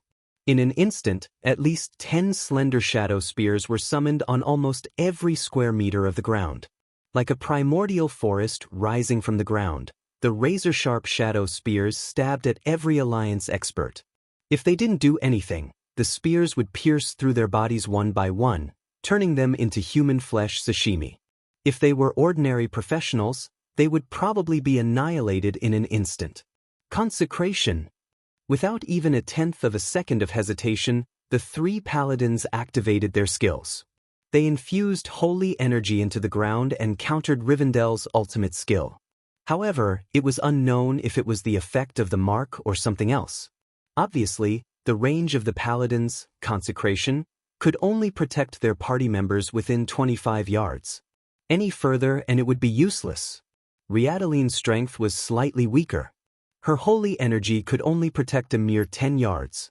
Anyone who wanted to leave the range of the paladin's protection would have to face the terrifying shadow skill alone unless they could fly. Seeing that his skill didn't kill any alliance expert, Rivendell wasn't annoyed. He had already achieved his goal of delaying the enemy. If Duque was still the newly arrived transmigrator, perhaps he would really kneel down and lick the fool's boots. Speaking of his glorious past, Duque was someone who had slept with a queen, tamed a female dragon, and had a harem in every alliance country. How could he abandon the benefits of swordsmanship to become a rotten death knight? What kind of joke was that? The leader was enraged. No, it was Duque who was enraged. It doesn't matter what Kel Thuzad enhanced you with. You want to take care of us? You bullsh *T horsemen of the apocalypse aren't qualified. As if responding to Duque's roar, both sides in the hall felt the ground tremble. Without giving any time to react, the floor that seemed to remain unchanged for 10,000 years collapsed. Save me, I'm going to fall to my death. Having lost his footing, Magni was so scared that he almost peed his pants. After falling 100 meters, he suddenly realized that the top of his head was filled with flames. They were all pure-blooded firehawks with beautiful flames lingering around them. *CK. I actually forgot about it. I'm also an awesome person with a flying mount. Although his reaction in the hero party was slow, he wasn't an idiot. Magni roared, "Come out, my rock!" A small firebird immediately jumped out from Magni's wrist, and in less than a tenth of a second, it grew into a huge firebird with a wingspan of more than 8 meters. It nimbly flew to his rapidly falling body and caught him in his arms. 3 seconds later, the Alliance's powerhouses all flew to Magni's side, who was still in shock. I can't take it anymore. I will definitely tell Kudrin about how you almost peed your pants and let him mock you for the rest of his life. Having just escaped from death, Gavin Rad's mouth was cheap again. Chapter 1268. Gavin Rad only said a few words. Next, everyone looked at Duque again. The other party is obviously not in line with the intelligence. What should we do next? Jane asked. Duque's eyes narrowed into a line, and he could not help but think to himself. Sure enough, there was no boss in this world waiting to be slaughtered. The situation in front of them was indeed a variable, but a good variable. As long as the team was not wiped out, then the variable also meant challenges and surprises. Although this surprise almost turned into shock and fear, no matter how Kel Thuzad thought, he would never have thought that I had such a trick up my sleeve. Phew! Duque let out a long sigh of relief. With a snap of his fingers, the dark space below suddenly lit up, and he said loudly, "Do you see the situation below?" Everyone looked and immediately sighed in their hearts. This was the advantage of turning the enemy into one's own home ground. The floor, which looked extremely sturdy just now, collapsed and fell to the ground. In the unknown lower level of Naxxramas, the huge square space was divided into 4 small squares of equal size. Between each square space, there was a wall nearly 10 meters thick that was reinforced by Titan runes, and it was impossible to connect to each other. Except for one square space that was completely shrouded in black mist, in the other 2 spaces, Lord Kurtaz, Sir Zeliek, and Duchess Blamo could clearly be seen. Their respective radiances were very easy to recognize. Kurtaz has someone to deal with. Let's focus on the other 3 horsemen of the apocalypse, Duque ordered. This mechanism is amazing. Although she did not have much contact with Duque, Riadaline only had admiration for this alliance commander who had taken away her queen. But thinking about it, since Duque could control Farina and make most of the Death Knights and abominations fall into the Temple of Courage to become food for the insects, then he could naturally control the mechanism of the fortress and forcibly break up the 4 horsemen of the apocalypse. Tyron's eyes were full of curiosity. Duque, did you think of this a long time ago? Or did you improvise? Duque's face was a little gloomy. I was going to train the team. On the other hand, the Death Knights and their undead warhorses couldn't fly, but Death's Grasp was indeed useful. If it were any other profession that did not have life-saving skills such as slow fall, they would definitely fall into meat paste. However, the horsemen of the apocalypse used Death's grasp to grab onto the protrusions on the walls around him when he fell and descended safely step by step. Lord Kurtaz rode the undead warhorse under him and landed lightly in the huge square space that was at least 200 meters long and wide. He had no choice but to descend because he saw the pure-blood fire eagles that the Alliance experts were riding on. In a situation where the enemy had an air force, if he stayed on the wall without any cover, he would be a target. But he was really surprised as the Alliance experts actually split into three and flew towards his friends. He had a bad feeling. His surroundings were pitch black, and a strange fog obscured most of his senses. However, he instinctively sensed the location of his other three companions and wanted to approach them. In theory, as long as he was close enough, his mark of Kurtaz could still affect the Alliance experts. He even tried to see if he could use meteor to cross the wall to deal damage to the enemy. Just as he was urging his horse forward, there was suddenly a shrill sound of wind breaking in the darkness. He was one with the undead warhorse, and it wasn't too easy for him to dodge this attack that was like a collapsing mountain. The undead did not feel pain, and when the attack came down, the rubble splashed out and hit her and the undead warhorse. This made him extremely afraid of the enemy. This was definitely not a human or a dwarf who had descended from the heavens. This was, well, where are you in such a hurry to go, little skeleton? Aren't you going to play with me? Accompanied by a slightly evil female voice, two glistening yellow lights appeared in the darkness. But these weren't lights. They were actually the eyeballs of two huge dragons. Kurtaz could easily recognize those iconic vertical pupils even if he had used up dust. Xianxia? The dark clouds retreated a little, and the iconic black dragon scales of the Black Dragon Princess, as well as her huge head with huge horns and many spikes, also appeared in the darkness. At this moment, Kurtaz felt as if he had been attacked by a dog.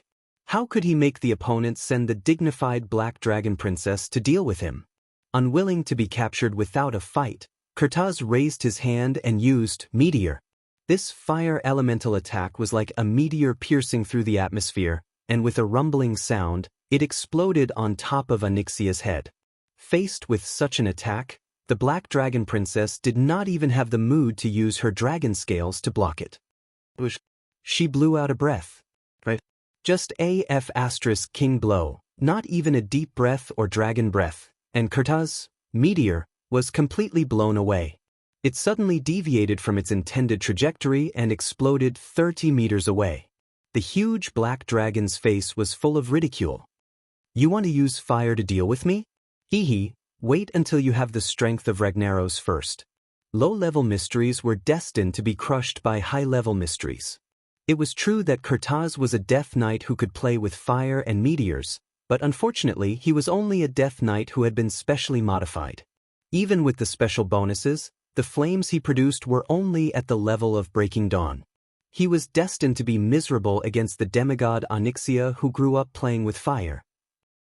Seeing Kurtaz's dead face and constipated expression, Xianxia was amused. If it wasn't for her hateful master forcing her to fight against a strong enemy, she wouldn't want to do it. On the contrary, she loved bullying noobs the most.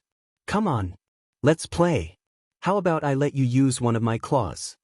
The evil Black Dragon Princess seemed to be fair, but this was like inviting a guest to a farmhouse on a hot day and saying that there was a freshly burned pit, so it's hot.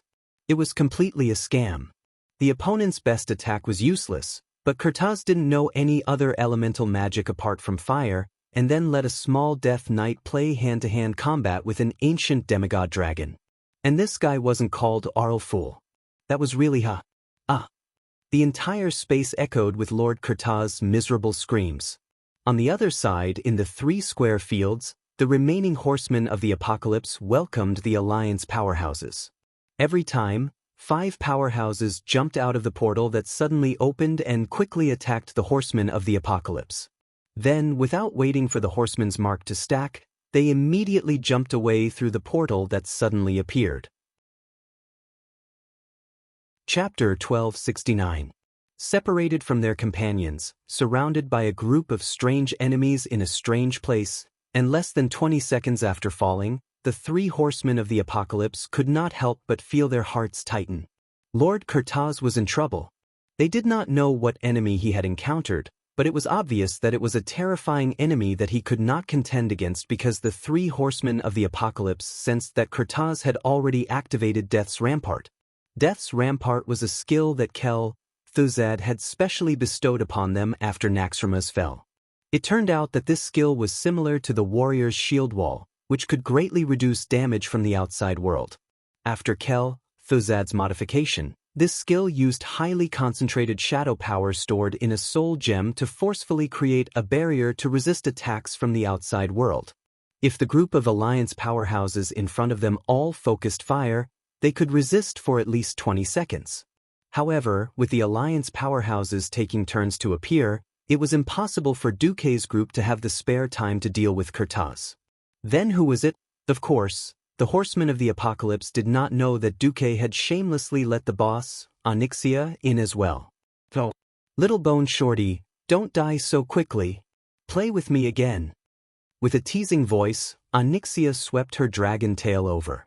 The Death Knights were one with their horses and their movements were agile, but that was only for Alliance powerhouses without mounts. They could not fly, and it was even more impossible for them to jump into the air, do 9 backflips, and then stand steadily on the ground like rangers or thieves.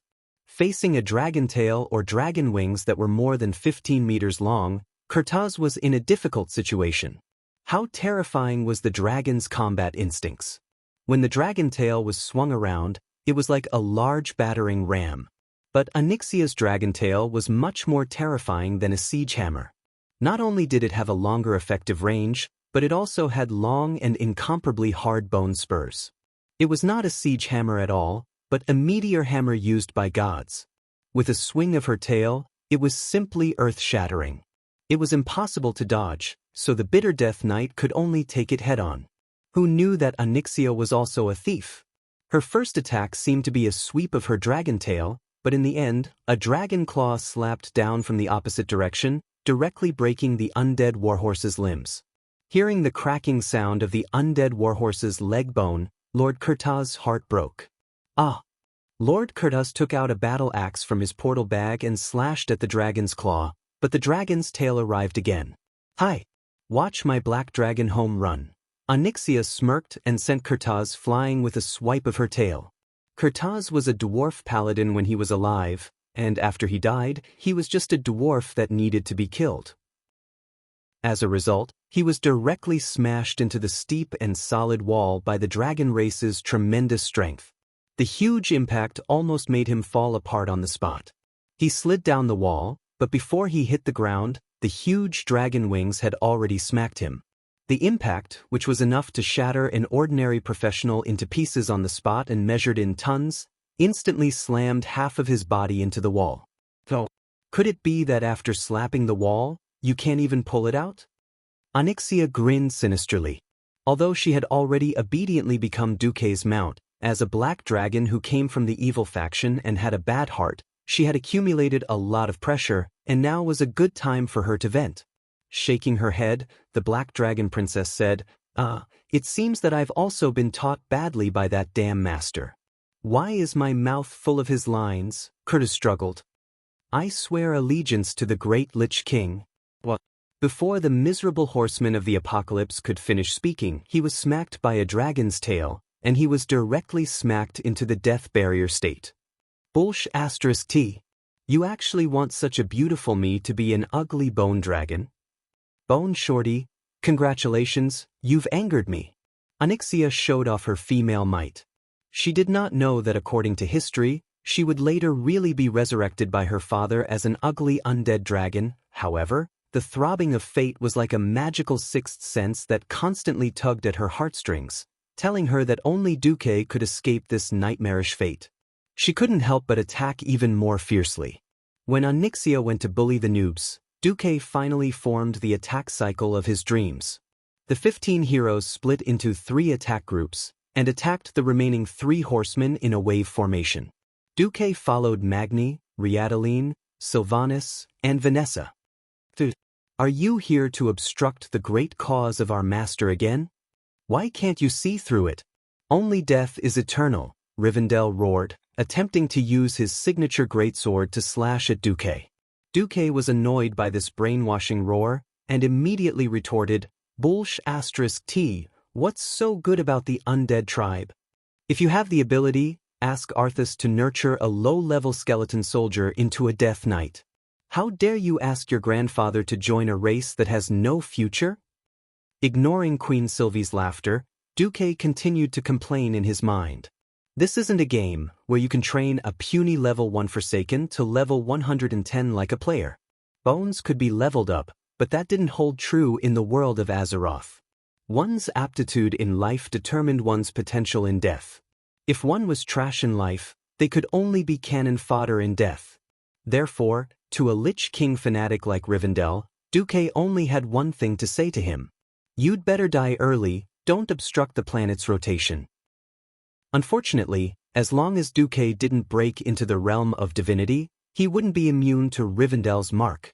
After stacking up 4 layers, Duque led his party away. Of course, in the original version, the simplest strategy against the 4 horsemen was to have 4 tanks tank the boss while 1 tank took over. However, Duque cheated by splitting the 4 horsemen into 4 separate spaces.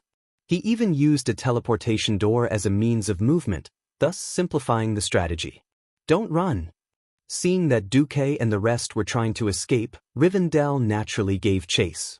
However, chasing didn't mean that he could catch up. Magni slammed his hammer on the floor, and the shattered tiles emitted the distinct power of thunder. The intense arcs of electricity forced Rivendell to slow down. A heroic warrior was this simple and violent when he acted shamelessly. Not only that, there was also Duque's decelerate. The two of them made Rivendell's movements as slow as a snail. By the time he regained his mobility, the 5 fleeing fellows had already jumped into the teleportation door and disappeared. Almost at the same time, less than 40 yards behind him, the 5 fellows jumped out from another teleportation door. Taking turns. Chapter 1270. Come. Fight it out with your grandpa Gavin Rad. A guy named Paladin, or Rogue, brandished a huge divine artifact longsword, surging with the power of wind and thunder as he charged over. For a moment, Rivendell didn't want to waste his time with these guys. Because the final result of a continuous battle would definitely be the destruction of the 4 horsemen of the apocalypse. Unfortunately, he had to fight even if he didn't want to. Thunder's Fury, blessed sword of the Windseeker, was not a simple melee weapon. With a swing of the huge sword, Rivendell felt as if the air around him had been pushed away. Even the undead warhorse under him seemed to have been sucked into a black hole. His body became sluggish, and even the powerful undead warhorse could not move for a second. At this time, a new 5-man squad had already closed in on him at high speed and engaged him in a fierce battle. Damn it! Rivendell cursed. Who is he? Who is she? Both of them are so strong. It wasn't that Rivendell didn't do his homework and couldn't tell who the experts of the Alliance were, but he didn't have the luxury to do so. The palpitations in his soul made him panic. He could clearly feel that the distance between him and the other 3 horsemen of the apocalypse was constantly widening. At the same time, his strength was rapidly weakening. Has the secret finally been discovered?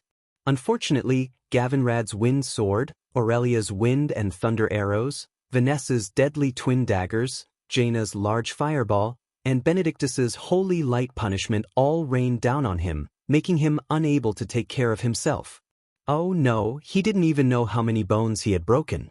At this time, Duque's squad had already run through the portal to beat up Duchess Bloom. If one were to say who was the most difficult to deal with among the 4 horsemen of the apocalypse, the first would definitely be that damn dwarf Kurtaz.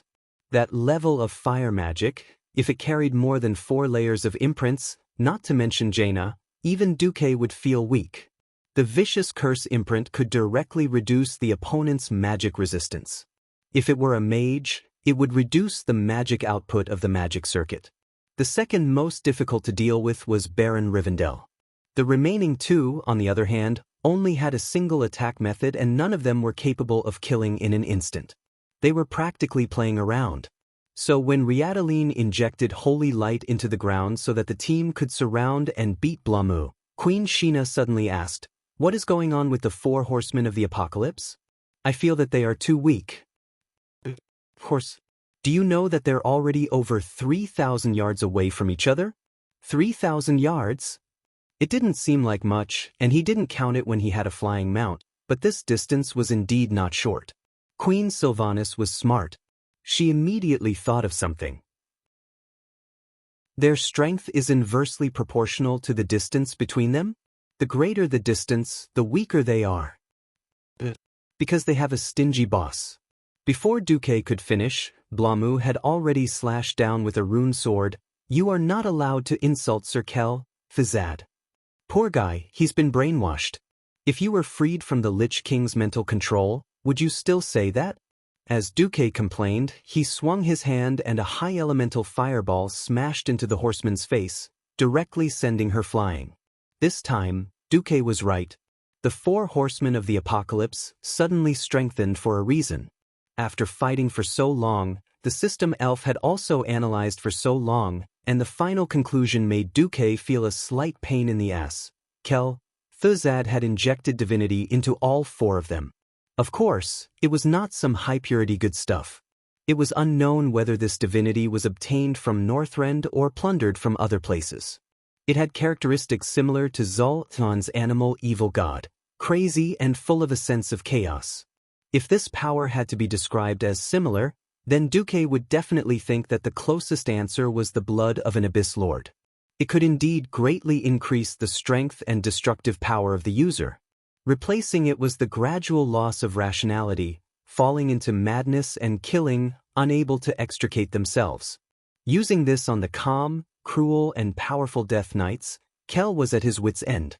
Moreover, this thing was not just one portion, but an extremely powerful chaos divinity that was forcibly divided into 4 parts. The consequence of being divided into 4, in addition to each having different characteristics, also triggered a perception similar to that of twins. However, too far away would cause the divinity to weaken, which was something Kel, Thuzad did not expect. So on the surface, Kel, Thuzad threw out the names of the 4 horsemen of the apocalypse, such as war, massacre, hunger, and death. In fact, this was to cover up the failure of this experiment. Of course, it was impossible for others to discover this small difference. Duque had the system monitoring the data of the 4 horsemen from beginning to end. When the system had an answer, it just so happened that the team was in danger, so Duque decisively tore down the hall where the 4 horsemen of the apocalypse were and forcibly broke them up. Now Duque frowned. What's wrong?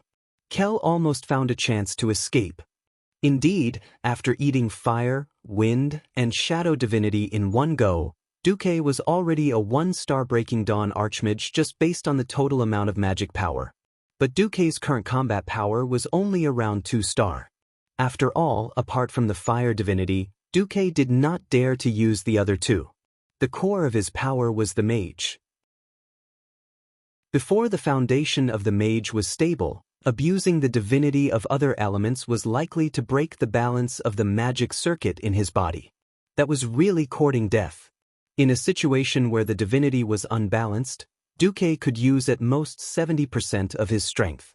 Under this premise, he had to take into account the control of Naxxramas, ensure the blockade of the space where Kel, Thuzad was, and open the portal to teleport the 3 squads. At this moment, Duque's individual combat power was only half a notch higher than Jaina's.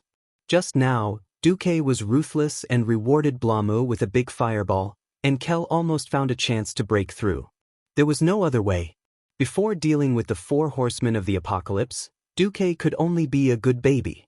As the battle went on, the Alliance powerhouses all felt the weakness of the horsemen of the apocalypse. Even though they had activated Death Rampart, which absorbed almost all damage 3 times, the sluggishness of their movements, the decline in the power of their attacks, and the disorder of the elemental attacks they released could not be hidden from the experienced Alliance hero squad.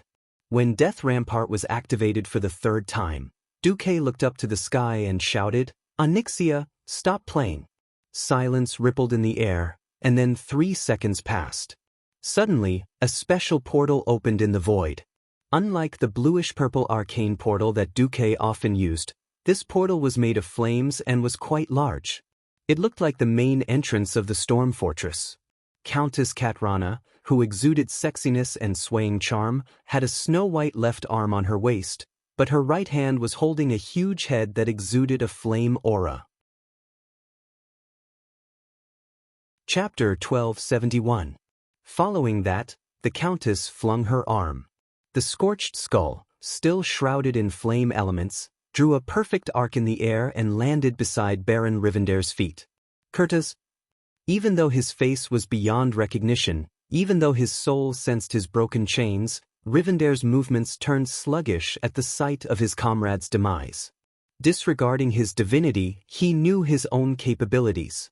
If not for his master reviving him out of loyalty, he would still be a vengeful spirit by the Sunwell, or perhaps he would have been annihilated by the holy light. Unfortunately, it was impossible for him to reverse this defeat.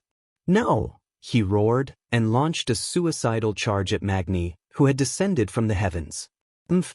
Magni was rather displeased. He had already noticed that Rivendare's scarlet soul pupils weren't looking at him, but Duque. He didn't roar.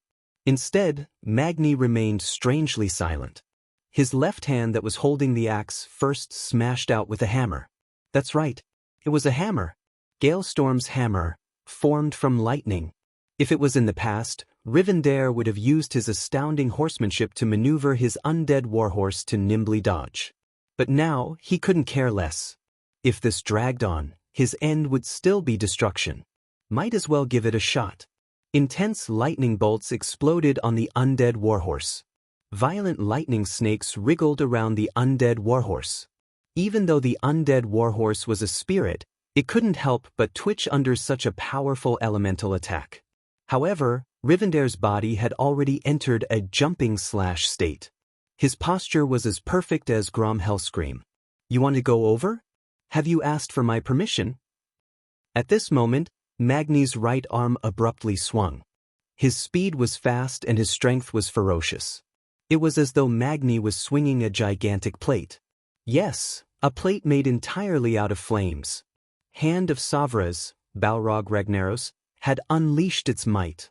The divine warhammer transformed into a waterfall of flames as it smashed towards Rivendare. Die, Duque! Rivendare bellowed malevolently as though he didn't see the gigantic flaming warhammer crashing towards his lower body. Bang! Sparks flew in all directions. The leader of the 4 horsemen of the apocalypse, Rivendell, had half of his body turned into charcoal, disappearing into the wind. Who would have thought that when the warhammer swung down, Rivendell's sword-wielding upper body actually maintained its original trajectory and continued pouncing towards Duque? Vanessa was the first to notice something was wrong. She immediately threw a dozen flying daggers. Queen Sylvan's thunderbolt bolt struck Rivendell's chest accurately at the crimson soulfire. Then it was Riadaline's Hammer of Wrath, which was infused with the will of the Holy Knight Destroyer.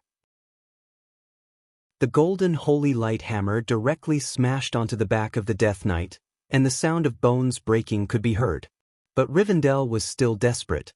At this moment, everyone finally realized that Rivendell had abandoned all defenses and relied solely on his body to withstand the attacks. It was all for the sake of perishing together with Duque. Vanessa suddenly burst out laughing without a care in the world.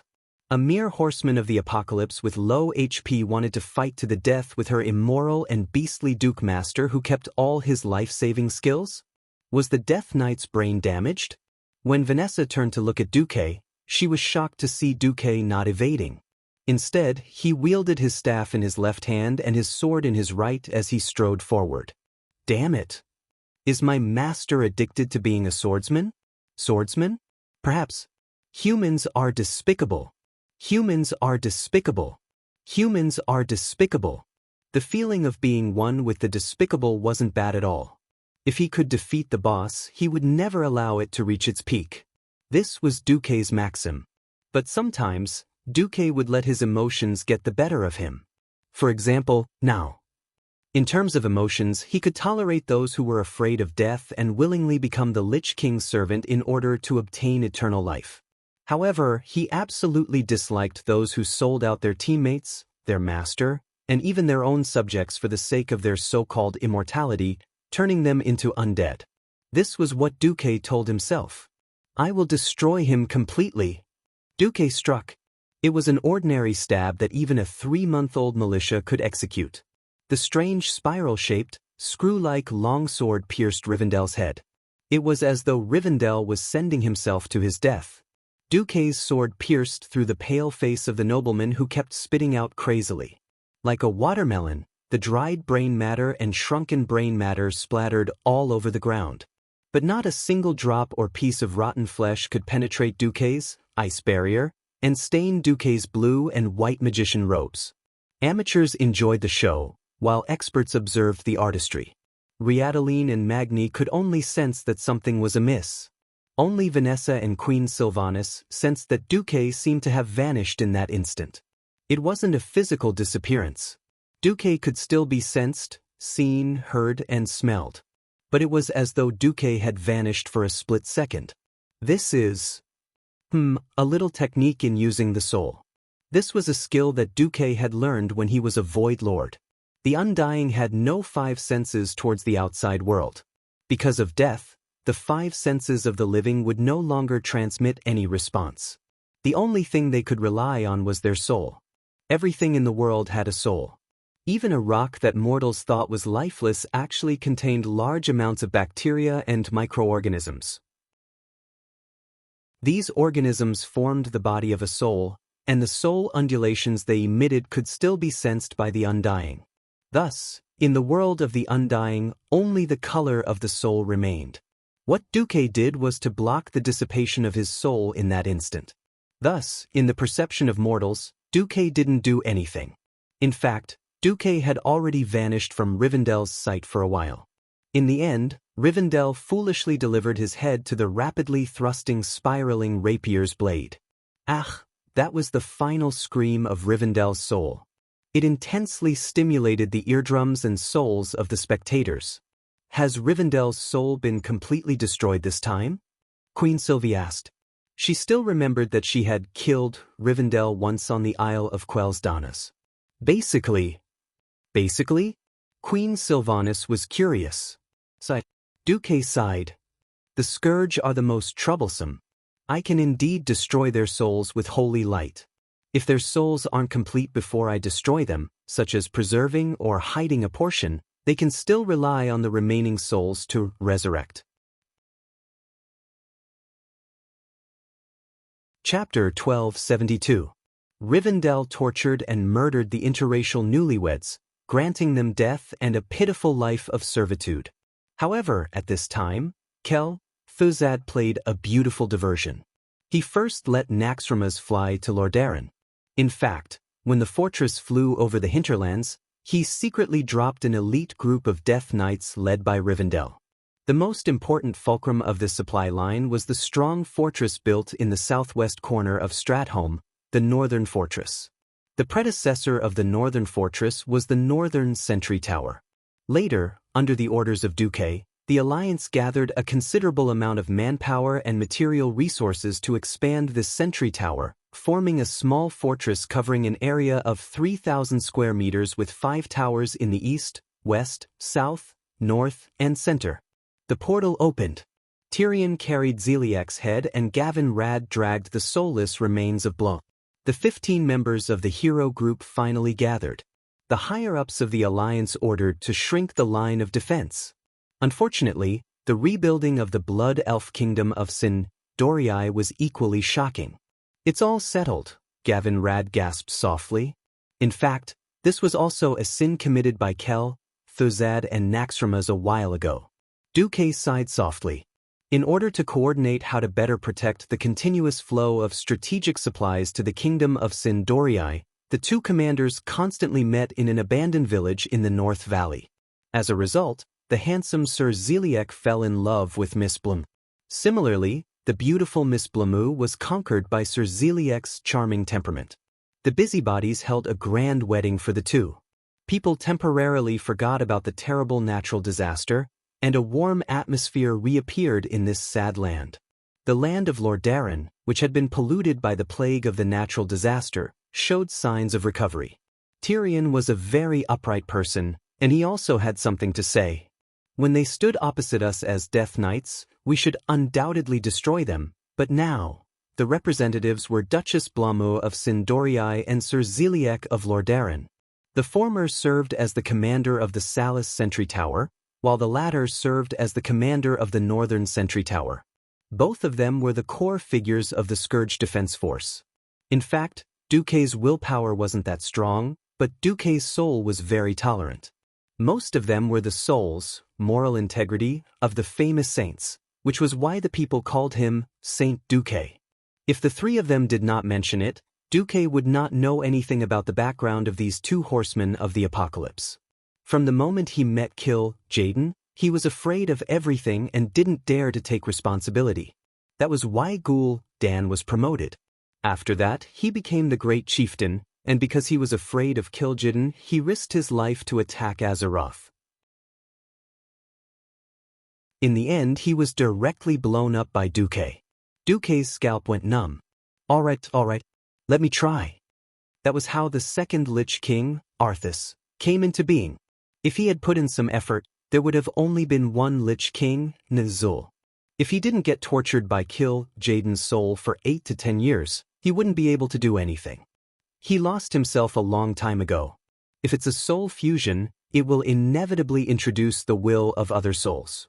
Even if it's a fusion with a blank baby soul, it will dilute the concentration of the original soul.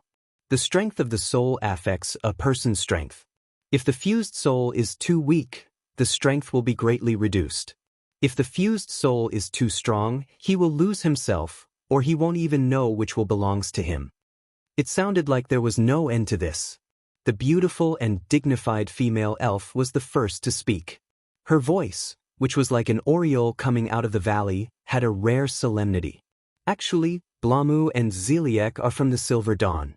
Because of Arthas' destruction of Lordaeron City and the Silver Moon City massacre, many survivors were in extreme pain and also extremely hostile to the Scourge. Duque smiled bitterly. Generally speaking, an independent soul is very exclusive. Basically, there is no real fusion between souls. It's like water and oil, never mixing together. But the Scourge seems to have some kind of method to forcibly stitch different souls together. For example, when we first discovered that Thuzad was a necromancer, we used holy light to purify his soul. It stands to reason that at least 80% of his soul should be gone. As a last resort, after some discussion, Kalia and Sylvanas decided to maintain the supply line from Stratholme to Long Song Forest. Kalia said, "Can we redeem their souls like we did with Thaddeus?" Duque deliberated for a moment and continued, "It's very difficult for the soul of a living creature to multiply. You can think of it this way. The lost soul can never be recovered. It will disappear forever along with some memories." In fact, there was another example, the Lich King Ner'zhul and Arthas. On the surface, it was Ner'zhul who had been tempting the fool to fall, dragging his soul into the abyss of despair. Unfortunately, Ner'zhul was too soft. Queen Sylvanas' question felt like she was asking Duque his own question. From the beginning to the end, this guy was a guy who was afraid of death. Then why? Queen Sylvanas wanted to say something but stopped. While Duque's team was in a daze, the battle on the other two sides had also come to an end. They only needed to change their target once more before they were done.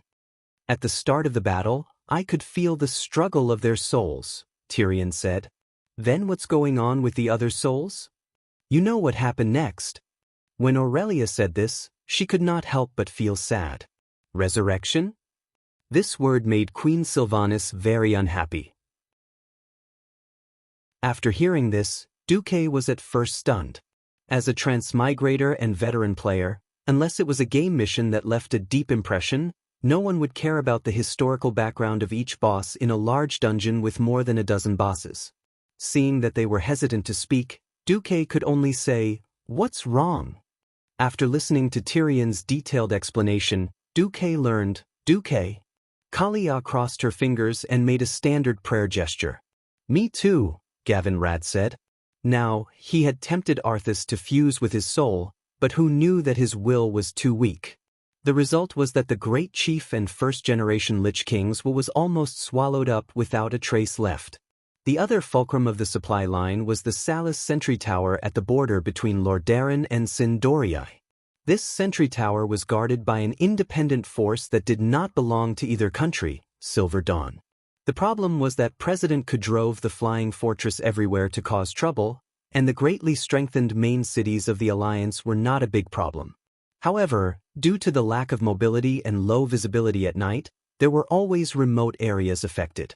At this time, Aurelia, Tyrion, and Kalia came together. Chapter 1273. Divinity itself was not something that could be found on the street. Suitable divinity was even more difficult. If Duque did not happen to have the wind and thunder divinity of the Wind Prince, he would not have been able to transform Thaddeus. Now, Duque did not have any extra divinity on hand. Then the so-called soul transformation was out of the question. However, complex transformation could not be done, but it did not mean that there was no way. Duque stretched out his hand, and with a special casting gesture, blue runes that emitted illusory light jumped out of his fingertips. Spirit Sealing Matrix. Strictly speaking, this did not belong to the category of mages. It should be said that it belonged to the domain of warlocks, demonic knowledge. Unlike Thaddeus, the pitiful Thaddeus was just an indifferent test subject. No one knew what would happen to him. Even if he became a Frankenstein-like existence, Thuzad only threw him into the abomination zone to guard the door. The Death Knights were definitely a different matter. The Death Knights and Liches, as the backbone of the Scourge Legion, were definitely mature troops that had been tempered and tempered. From killing designated targets, to using soul punishment to force their souls to fall, to brainwashing willpower, it could be said that the entire process was impeccable. However, the Lich King's mind control imprint was actually not that good. At least in the original history, when the Lich King Nizul left the Burning Legion, Sylvanas, who had become a death banshee, broke free from his control. In this life, it was the great Lich Anastrian who broke the shackles of mind control. Now, the new Lich King, Arthas, was still asleep. Thuzad, the commander who directly controlled the 4 horsemen of the apocalypse, was temporarily sealed by Duque in the different dimension at the core of the fortress. This was an opportunity. Put the remains of the 3 of them into the Matrix. Let go of the dwarf's independence, and put Blamu and Zeliek together. The rest of the clerics, prepare to help me pour holy light into the Matrix. 3 paladins and 2 priests immediately stood nervously and orderly on the 5 corners of the pentagram matrix that Duque had condensed with magic. Pooh. Duque adjusted his breathing. He spread out his perception and spirit sense. External interference eliminated. The soul connection between the Lich King and Thizit was cut off. Good. Get to work. Duque suddenly raised his head, his face slightly raised at a 30-degree angle. His righteous face was filled with a holy aura, and a golden radiance was faintly discernible on Duque's face. At some point, Duque's voice became ethereal. Even though Duque was right by her ear and his voice was endless, it sounded like a choir of children singing melodious hymns in a distant church. Perplexed soul. Can you see that on the other side of hell, there is still a lighthouse of holy light?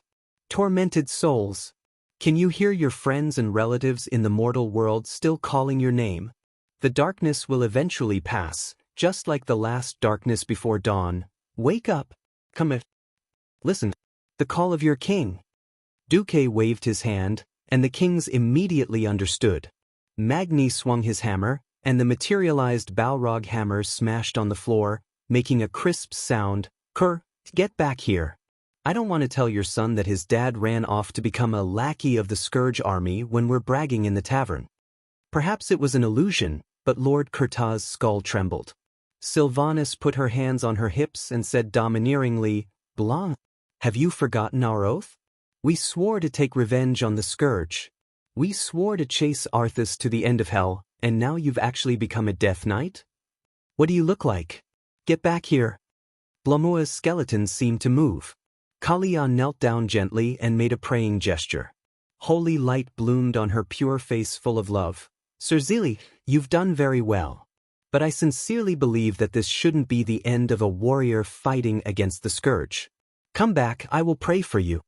Following the call of the three kings, the souls of the three Death Knights seemed to respond. It's not enough. Benedictus, who had helped countless souls and had rich experience, gritted his teeth. The redemption of the soul is not that simple. The powerful will of the Lich King poured into their souls. Their willpower is not enough, so they need a stronger stimulus. A stronger stimulus? Where could a stronger stimulus come from? Theon clenched his fists, but he suddenly sighed secretly. Yes, not everyone's name was Uther. Not every soul had such a strong will to resist the soul torture and corrosion of Frostmourne. Leave it to me, Duque suddenly said. Every fallen soul often had not only the surrender of the will, but also the pollution of the heart. For example, even if Arthas became a Death Knight, Mal, Gannis and Kel, Thuzad at the time, they all faintly forced the fool to do things that he felt would make him more sinful, making him even more self-deprecating. Even if these three guys had not become Death Knights for a long time, as far as Duque knew, at least Kel, Thuzad had let them participate in the siege of Old Mograine and several massacres against civilians. Therefore, a simple call was not enough. Duque had the system elf, so it was naturally more possible. Using the soul techniques learned from the Burning Legion, Duque was able to read a considerable number of fragmented soul fragments from the souls of the three Death Knights. This was not something that was made up out of nothing. These were all things that had really happened to the three of them. It was just that Duque had picked them out and completed them. In an instant, illusory projection fragments appeared above the magic circle. It was a heroic fragment of Kurtaz rampaging around on the battlefield and killing his brothers in the tavern. It was a fragment of Blamu and Ziliek's tryst in the small grain field. Although this involved privacy, the souls of the three soon reacted. A series of metal cracking sounds came from the void, as if chains or something were disintegrating inch by inch. In the middle of the soul magic circle created by Duque, the Alliance powerhouses were pleasantly surprised to find that 3 silver souls rose from the remains of the 3 Death Knights like balloons. Soon, the souls had 4 limbs, a head, eyes, ears, a mouth and a nose. Finally, even the patterns on the armor they wore were clearly visible. That's right, they were officially Blamu, Ziliek, and Kurtaz. The faces of the 3 of them were filled with shame. Kurtaz first knelt on one knee in front of Magni and said with his head lowered in remorse, "Sorry, it seems that I can't drink with your majesty in the future." Chapter 1274. On the other side, Blamua's soul was nestled in the arms of Ziliek's soul. The 2 of them seemed to be cowering a little. It was Ziliek who spoke first. "Sorry, your majesty Kalia, I screwed up."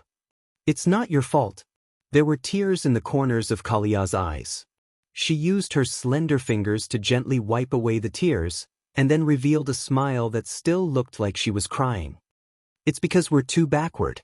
If we could also master the technique of flying in the air earlier, then we wouldn't have to be beaten up like you guys.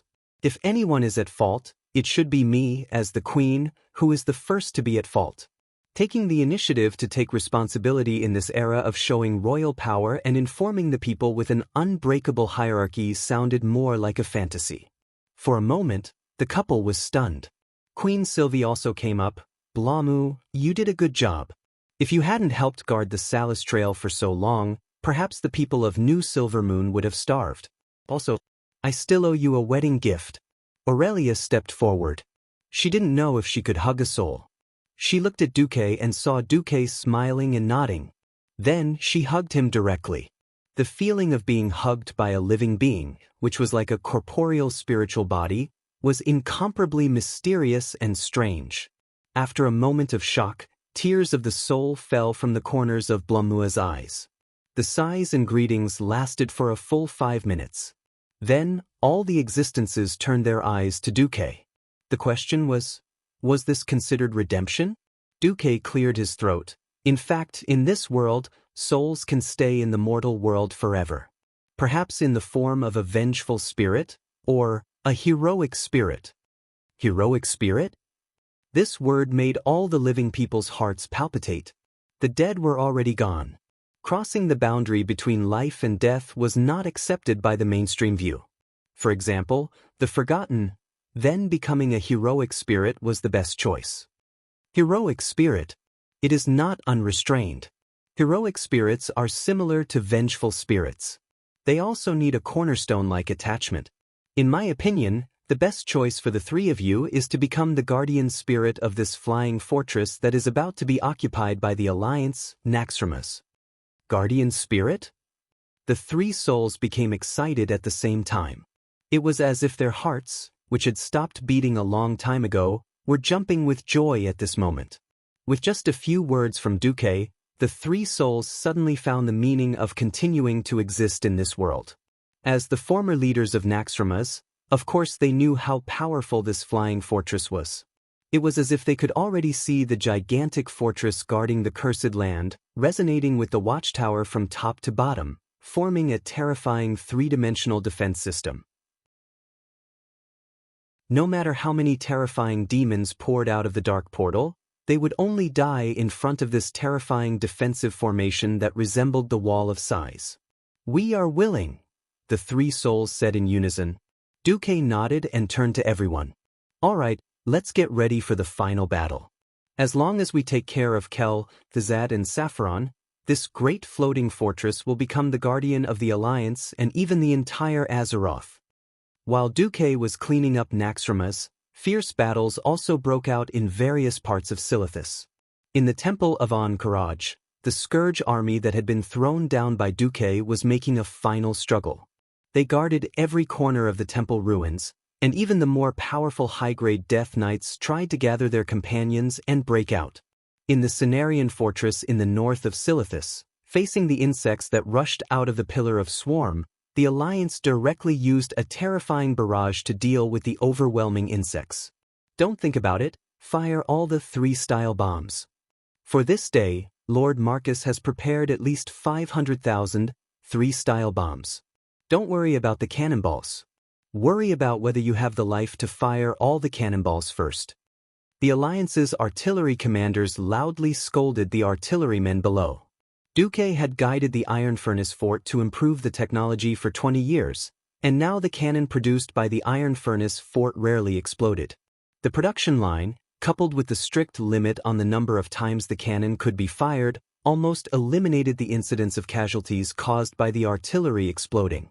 And the 3-style bombs 3, which could split into hundreds of small metal warheads in the air, were in a sense not the old-fashioned shotgun, but something close to a cluster bomb.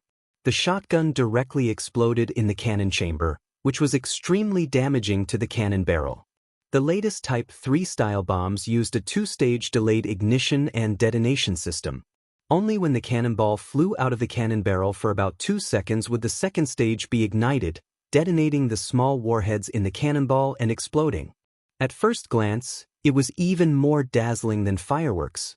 The shotgun, whose purpose was to kill in an area, was, of course, useless against the thick-skinned big guys like the Heavenbreaker. But for the relatively slender, large-sized flying insects that did not have real hard armor, it was simply a nightmare. As long as a stray bullet or even a single piece grazed a limb, there would immediately be a hole slightly larger than the mouth of a bowl. Flesh and blood, limbs flying everywhere, all of these were not enough to describe the savagery of the Type 3 style bombs. That scene, it was as if after one shot, in a sphere with a diameter of 100 meters, not even a blade of grass would grow. All the flying insects would explode, turning into scattered limbs and parts that fell from the sky like rain.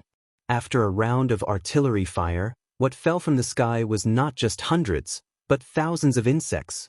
In order to avoid accidental damage or even accidental killing by artillery fire, the coalition forces did not send out air forces.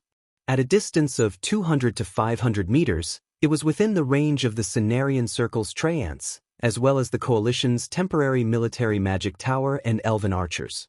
Closer, there were dwarven gunners, humans, and troll spear throwers to deal with them. On land, the swarming insects could be said to be overwhelming. Unfortunately, in front of the continuous array of cannons, it was more like sending food. Ground attacks were not as complicated as air attacks.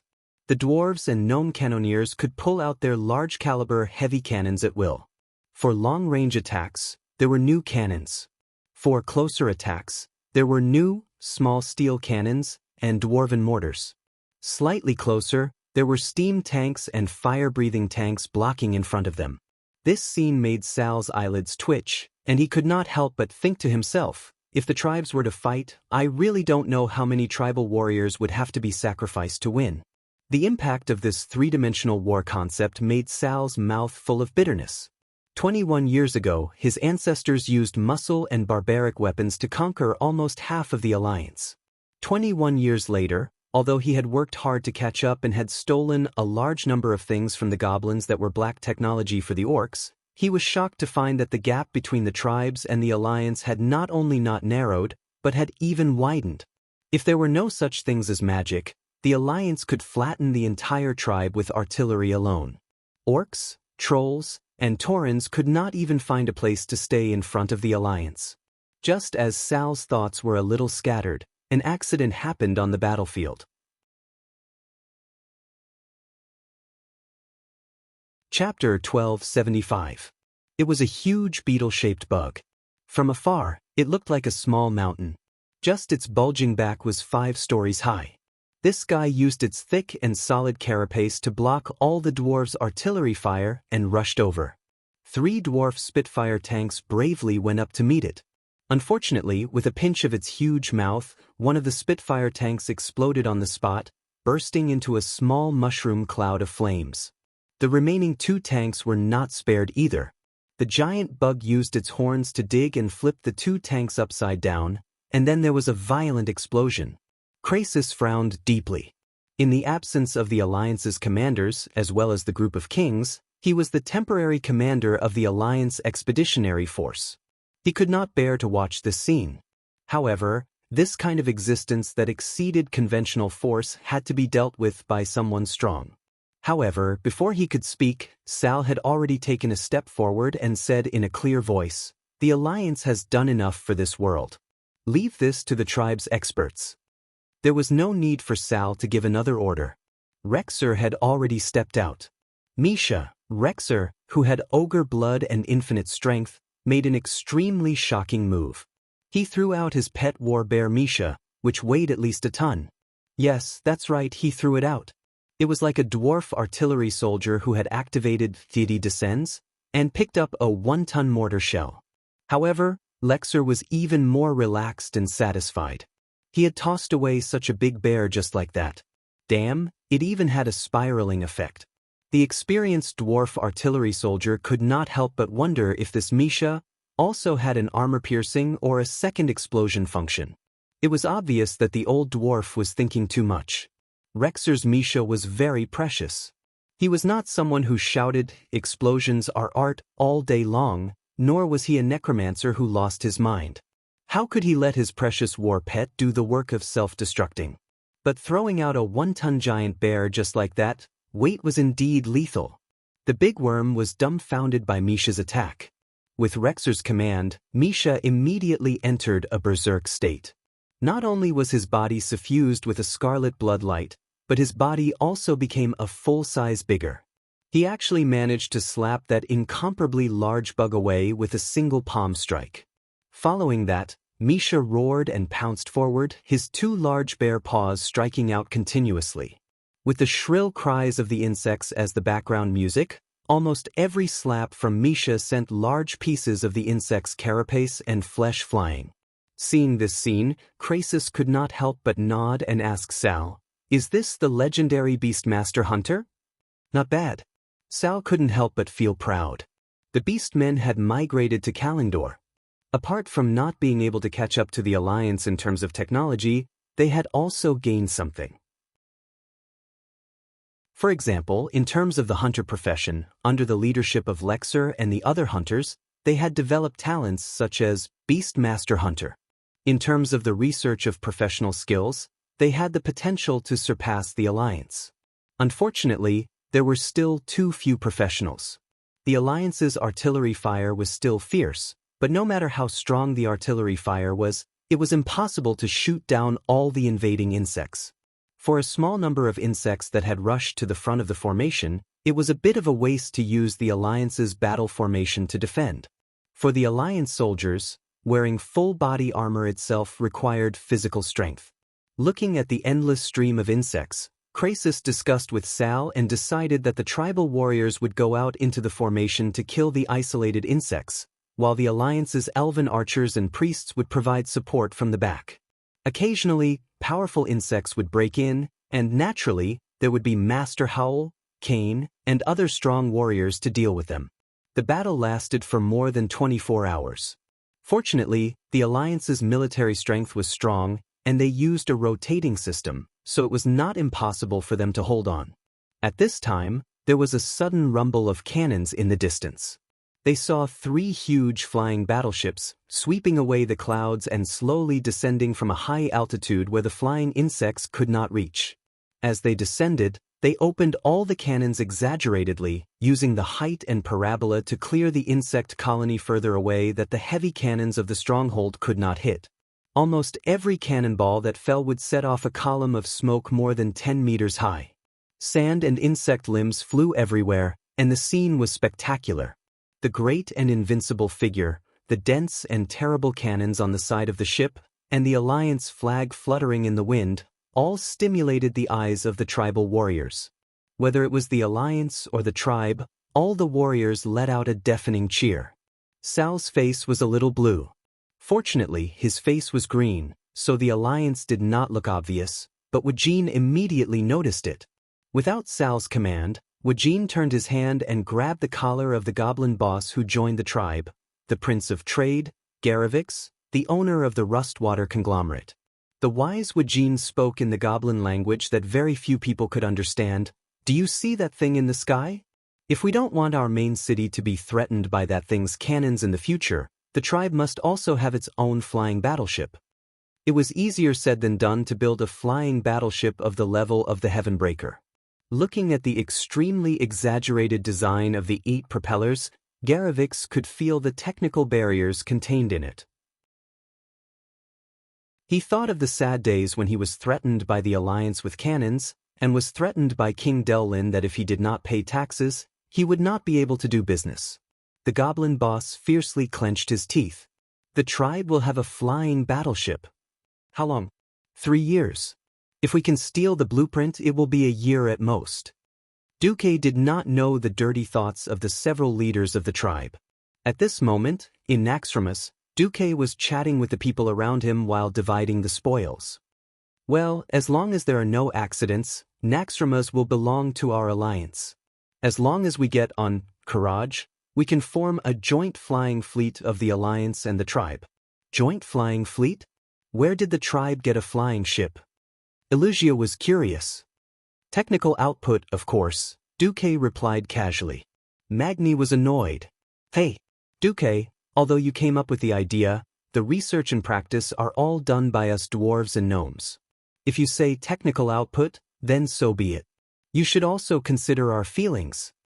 Duque chuckled. "What are you so nervous about, old man? When have I ever let the dwarves, gnomes, and even the alliance suffer losses? I didn't ask you to give the latest Heavenbreaker blueprint to the tribe. Can't you give the tribe some early-stage flying ship blueprints with single-cylinder and twin propellers? If you don't give the new cannons, you can at least give the outdated stuff without rifling. Think about it, if you sell all those dust-eating things in your warehouse, that would be money and ores." Speaking of this, Magni's eyes instantly lit up. "When it comes to doing business, you humans are still the most cunning. But I like it." The 2 bad guys high-fived each other and then laughed evilly. Chapter 1276. With the 3 original horsemen of the apocalypse leading the way, The treasure chests of the four horsemen were not difficult to find. When everyone opened the treasure chests, not to mention the others, even Duque himself was stunned. First of all, a mere group of the four horsemen of the apocalypse would never have so many items. Duque glanced around and found that the equipment that should have been dropped by the bosses that died due to the Dalajan main cannon bombardment and various other reasons were all here. Seeing the doubts of Duque and the others, Blamu took the initiative to explain, most of the chests are equipment that the Scourge army has plundered from all over the world. But the real best items are the Titan-era equipment that has long been in the fortress and has only recently been unearthed. The heroic spirit that was emitting a holy radiance reached into the chest and pulled out a few pieces of equipment. Almost as soon as he saw these pieces of equipment, Duque's pupils suddenly shrank. Sure enough, he was not mistaken. This was the second key to this batch of equipment: quality. After killing Rivendell, the head of the four horsemen of the apocalypse, Duque had obtained a small portion of divinity. The problem was that this divinity was filled with the power of chaos. In a situation where Duque could not produce divinity himself, forcefully using this divinity would only contaminate other divinity and even cause Duque to go insane. This was definitely not worth it. Duque dispersed this chaotic divinity and let it dissipate into the world. However, Duque did not expect that even if it was a portion of divinity that could not be used, because Rivendell had used it for a long time, it had inadvertently increased the quality of the equipment dropped. Lost Victor set, Lost Defender set, and Lost Conqueror set, these were level 80 sets of equipment that completely surpassed Mount Hyjal's level. It was also commonly known as the 7th set, T7, by the players. Except for the head parts of the various sets that were still in Kel Thuzad's hands, the gloves should be outside the Obsidian Temple. If it were not for the fact that there were too few sets, only 5, the entire team would have changed their equipment. After some discussion, it was decided that Magni, Tyrion, Gavinrad, Servanas, and Jaina would wear it first. Jaina was a little hesitant. After all, they were both mages, and this gorgeous Frostfire set was a greater bonus for Duque. Duque, do you really not want it? Duque shook his head. Putting aside the fact that he should be able to get the head of the suit, just the fact that the Obsidian Temple could not travel through time and space was enough to give Duque a headache. Of course, he couldn't say it out loud. Duque smiled and said, "Silly girl, why are you worried about me? I have a better." Duque stretched out his hand and grasped the air. A mysterious and heaven-defying aura suddenly spread out. Every pair of eyes was fixed on Duque. Ashes to ashes. Dust to dust. I, Duke Marcus, in the name of the successor of interstellar wanderer Medivh, in the name of the new guardian of Azeroth, summon your response. Come out. Atish. It was accompanied by a brief and mysterious call. Dozens of orange wooden fragments flew out of Duque's spatial bag and the horseman's treasure chest, like a jigsaw puzzle or a pile of building blocks. The incomplete fragments assembled themselves in the air. Pala-pala. It was the strange sound of wood colliding with each other. Under everyone's watchful eyes, a dark brown staff with a long handle was completed. Then, there was a soft orange glow. It was incredible.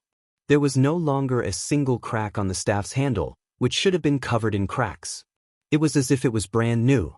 Duque took out a staff head that looked like a chicken drumstick and attached it to the staff. Without glue or any binding or repair, the staff head and body automatically fused together perfectly. This is... Jaina murmured in disbelief. Duque scratched his head. Sure enough, the staff's tail is still missing. As soon as Duque said that, everyone suddenly realized that there was a gap at the end of the staff that looked like it had been bitten by a dog. Indeed, the staff's tail was missing.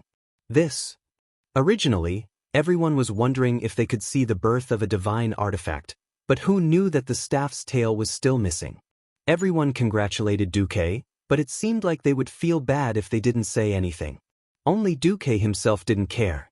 According to the original history, the divine artifact staff, Atish, the legendary staff of the Guardian, would shatter into 42 pieces after killing Sargeras. They were the head, the staff's tail, and the 40 pieces of the staff's body. Because of the existence of a certain transmigrator, the head of Atisha's staff had been in Duque's hands from beginning to end. Now that he had unexpectedly obtained the staff's body in advance, it could be said that this divine artifact staff was more than half complete. But the last one was the most difficult because in history, the staff's tail should have been in Thun's hands.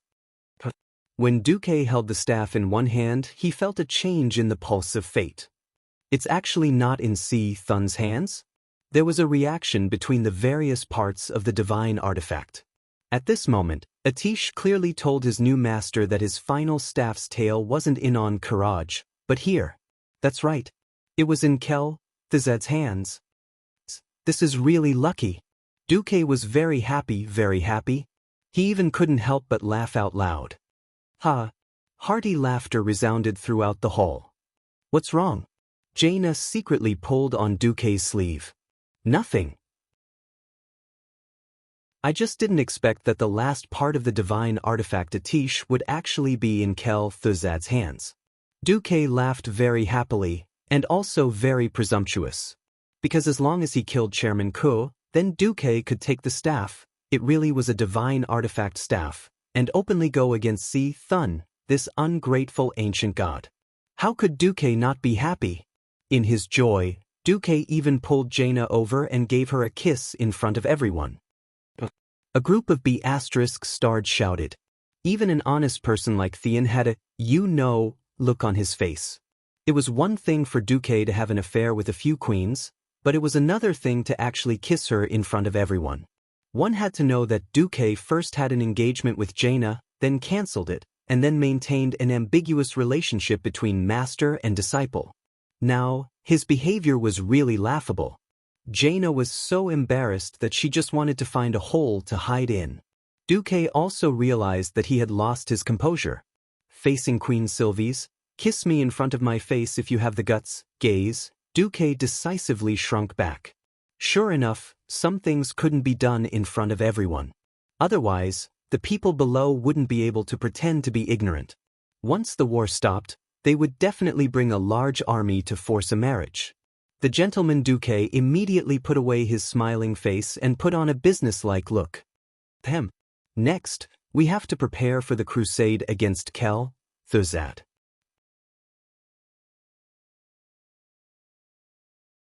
Chapter 1277. Thuzad was a brute. Duque wouldn't have minded giving him the cold shoulder. It would have exhausted his patience and also his drive. Unfortunately, Thuzad wasn't. Even though he had lost most of his soul and had fused with an unknown soul, Duque's system elf scan concluded that Thuzad was still very strong. This feeling, from the moment Duque opened the portal to the other dimension inside Naxxramas, became more and more clear. During the time he was trapped, Thuzad must have done something. Thuzad was a book that could be read thoroughly, then Duque might have lost interest in him. For such an intelligent and unique undead evil scientist, Duque always felt that Thuzad would bring him surprises. The unknown would make people afraid. But the unknown would also bring a sense of freshness and challenge. If everyone knew, then it was just harvesting for the sake of accumulating equipment. Unfortunately, harvesting would never be as exciting as exploring. Worried that the heroic spirits would be affected by Thuzad again, it was still a 15-man team of heroes that entered the other dimension, along with a temporary humanoid mount. As soon as they came out of the portal, everyone felt the strange cold air. Ooh, it's so cold. Kalia shivered. She was already in such a state even though she was wearing a thick priest robe. The 3 female ranger heroes who were wearing 3-point armor were even more unbearable. There was no need for anyone to remind them. A group of people who were afraid of the cold immediately moved closer to Duque. Especially the 7 who were close to Duque, they instantly moved to the center position closest to Duque. Well, except for a certain mount that stood proudly to the side. Damn, you used me as a fridge in the molten core, and now you're using me as a heater? You're really treating me like a variable frequency air conditioner. Duque complained as he opened the lava armor. The lava armor of a normal mage increased the mage's critical hit rate, and when someone dared to attack a mage in close combat, the magma would splash out and hit the attacker's face, achieving a damage reflection effect. As a Breaking Dawn archmage, Duque's modification of ordinary magic had long since reached a level that could shock the heavens and make the gods weep. It wasn't wrong to say that it was a variable frequency air conditioner. The system notifications kept ringing. Import theoretical knowledge of air conditioning. Start calculating entropy. Fluid mechanics introduction. Importing air circulation and thermodynamic circulation formulas. With the help of the system, Duque quickly adjusted his mana output. Not only did he let the heat of the lava armor spread out evenly, but he also expanded the heat range of the lava armor and condensed a wide area ice shield, except this time, it was a wide area heating shield. The Iron Furnace Castle was surrounded by mountains that were covered in snow all year round, but Magna had to come here to freeload off the heat. This guy even laughed and patted Duque's thigh. "Oh, not bad. I used to look down on you people who played magic. It's great to be an air conditioner now. Whoever marries you will be blessed. It's warm in winter and cool in summer. You want me, a Breaking Dawn archmage, to change my profession to be an air conditioner? Do you believe that I won't freeze your D*CK forever?" Although he was complaining in his heart, Duque was surrounded by the girls and couldn't say anything. He just glared at the bastard dwarf king. The portal led them to a magnificent palace. Of course, this had nothing to do with Chairman Ku and Saffron, because this palace was a Titan creation that Naxxramas had left behind. The frost dragon was too huge, and Saffron, who had lost his ultimate transformation ability, could only build his nest outside. Under the cover of Duque's wide area heating shield, everyone started to walk out of the palace. Duque frowned. He didn't feel it at first, but now that he was closer, he could clearly feel the divinity contained in the cold air, frost divinity. Bloody hell, Arthas is really willing to invest so much money into this. Just as they walked out of the palace, a cold and evil voice came from above. "He, finally willing to come in? Despicable thieves who want to steal the fortress of the great Lich King.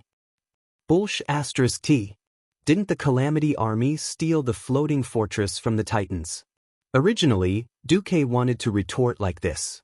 The scene before them left Duque and the others speechless. What did they see? A bone dragon knight? Or a dragon lich and a bone dragon? Duque and the others didn't know what the hell this was. What appeared in front of everyone was the frost dragon Saffron. That was if they didn't count Kel, Thuzad on its neck. Dragons, as the top creature of the Azeroth food chain, were almost invincible. Its entire body could be seen 360 degrees without any blind spots. What? You said it exposed its belly? Firstly, their bellies had the same thick scales and dragon skin. Second, if 4 dragon claws scratched you, would you be afraid? Also, the dragon's neck could turn at almost any angle and could cover almost all parts of its back except for one, the place where the dragon's neck and body met. So, Onyxia, who was willing to be bitten by Duque in that place, symbolized her complete submission. Now, there was an additional Kel, Thuzad in that place. His entire lower body had fused with Saffron's neck, and it looked like a piece of white bone. This scene immediately gave Duque a headache. Previously, Duque was confident that he could take down Kel, Thuzad and Saffron because Saffron basically lost his intelligence after death, leaving only the instincts of the dragon race. So, a bone dragon was a bone dragon, and a lich was a lich. As long as Onyxia could viciously entangle Saffron, then Duque and the hero group could focus all their strength on killing Kel, Thuzad. At this moment, the most terrifying thing happened. The lich, who was relatively weak in close combat, had the most powerful body. The relatively weak bone dragon had a brain that could be used as a core. Duque didn't know if this combination was as perfect as he imagined it to be. If it was as he imagined, no, even if it was only 70%, it would be a nightmare for the Alliance. Kel, Thuzad was very satisfied with the expressions of the Alliance powerhouses. He waved his 2 huge claws that only had 4 fingers, and his dry jaw kept opening and closing, making a sinister sound. Oh, it seems that our uninvited guest is very surprised. It's no wonder. I don't know which despicable traitor sold out the information about Naxxramas. But I can guarantee that this change was not in the information provided by the trader. Because until the moment before you controlled Naxxramas, I didn't decide to do this. Duque's muscles trembled slightly. Kel, Thizad continued to grin. Speaking of which, I still have to thank you, Duke Marcus. Chapter 1278. Thank me? This time, Duque was dumbfounded. Sure enough, Kel, Thizad couldn't wait to reveal the answer. If you hadn't betrayed me and corrected me, I wouldn't have been suppressed by Antonidas, and I wouldn't have been tortured by the holy light. Most of my soul would have been destroyed, and all that's left is pure resentment and hatred. And my soul from the giant dragon. Duque was speechless. Was this a blessing in disguise, or was it a death wish without limits? No wonder Kel seemed to be stronger than in history. It turned out that Nazul had such a heavy taste that he actually gave him a part of the giant dragon's soul. So, with less than 20% resentment and hatred, and pure evil thoughts, Kel assimilated the scattered giant dragon's soul? Was it Saffron's soul? Or was it another giant frost dragon's soul? This was really unimaginable. Back then, Duque made a small report and tricked Kel's soul. He never forgot about it, and even diluted and fused his own soul, just to take revenge. Cuff cuff.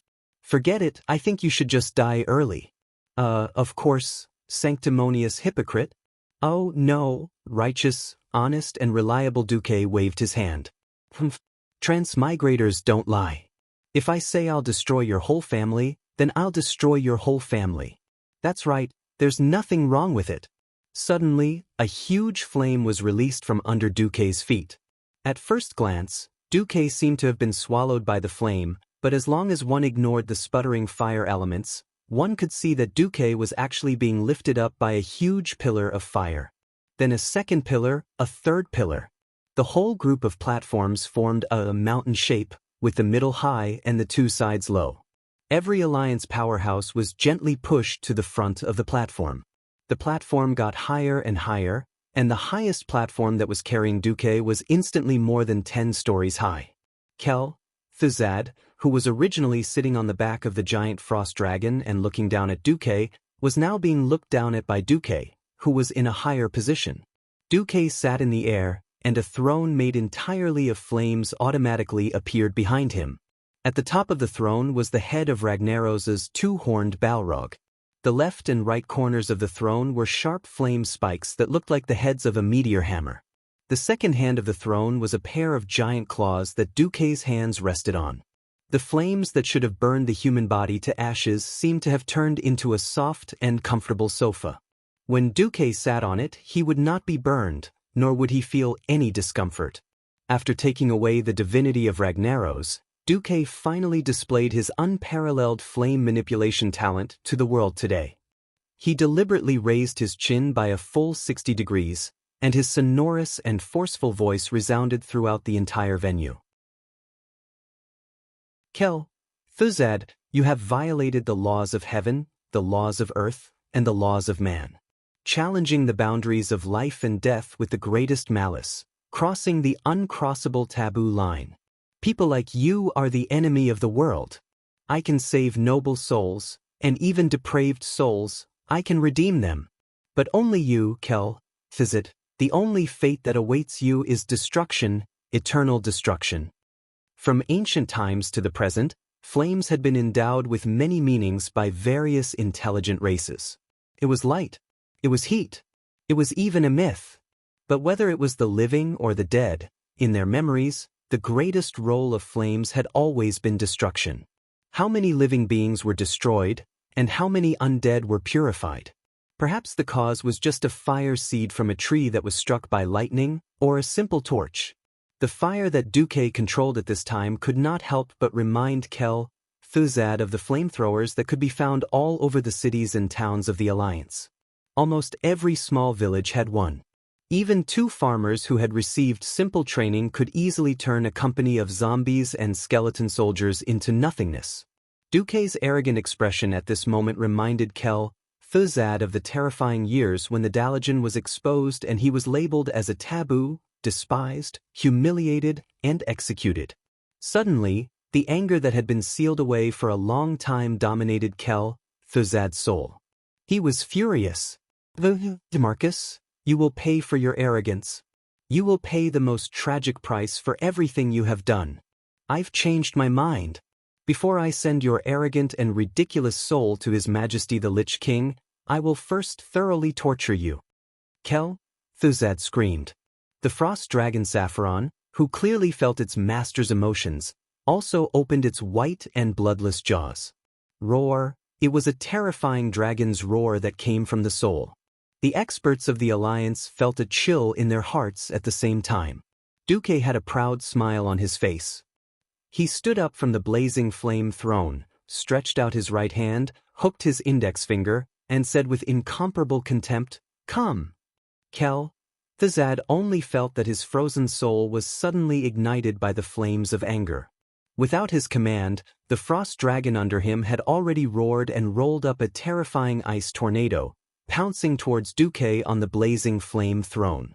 No one noticed that Xianxia had taken a deep breath after the blazing flame monarch had left. It wasn't until the black dragon's huge head revealed a cruel smile that came out from the blazing pillar of fire that Thuzad realized that he had fallen into Duque's trap again. Xianxia's famous big move, deep breath. The dragon's breath that was spat out was like a cone-shaped cloud of fire. The turbulence brought with it a dark red light that was both Xianxia's divinity and Duque's divinity. Blazing and berserk dragon breath gushed out, easily turning this originally white world into a sea of fire. The sky was burning, the earth was burning, and the air was filled with the crackling sound of the flowing flames. The ice and fire tornadoes created by the two dragons collided in midair. At that moment, the entire space seemed to flash with the unique brilliance of elemental lines. The laws of space seemed to have been completely rewritten in an instant. Half of the space was densely packed with crimson flame patterns, as if these flame patterns could immediately turn this place into a second molten core. Half of the white space flashed with layers of overlapping silver networks, as if it wanted to pull all living beings into the eternal ice and snow of no scent, dispersing all heat and stopping all life. Two completely different scenes completely enveloped the entire Frost Dragon's palace and spread in all directions.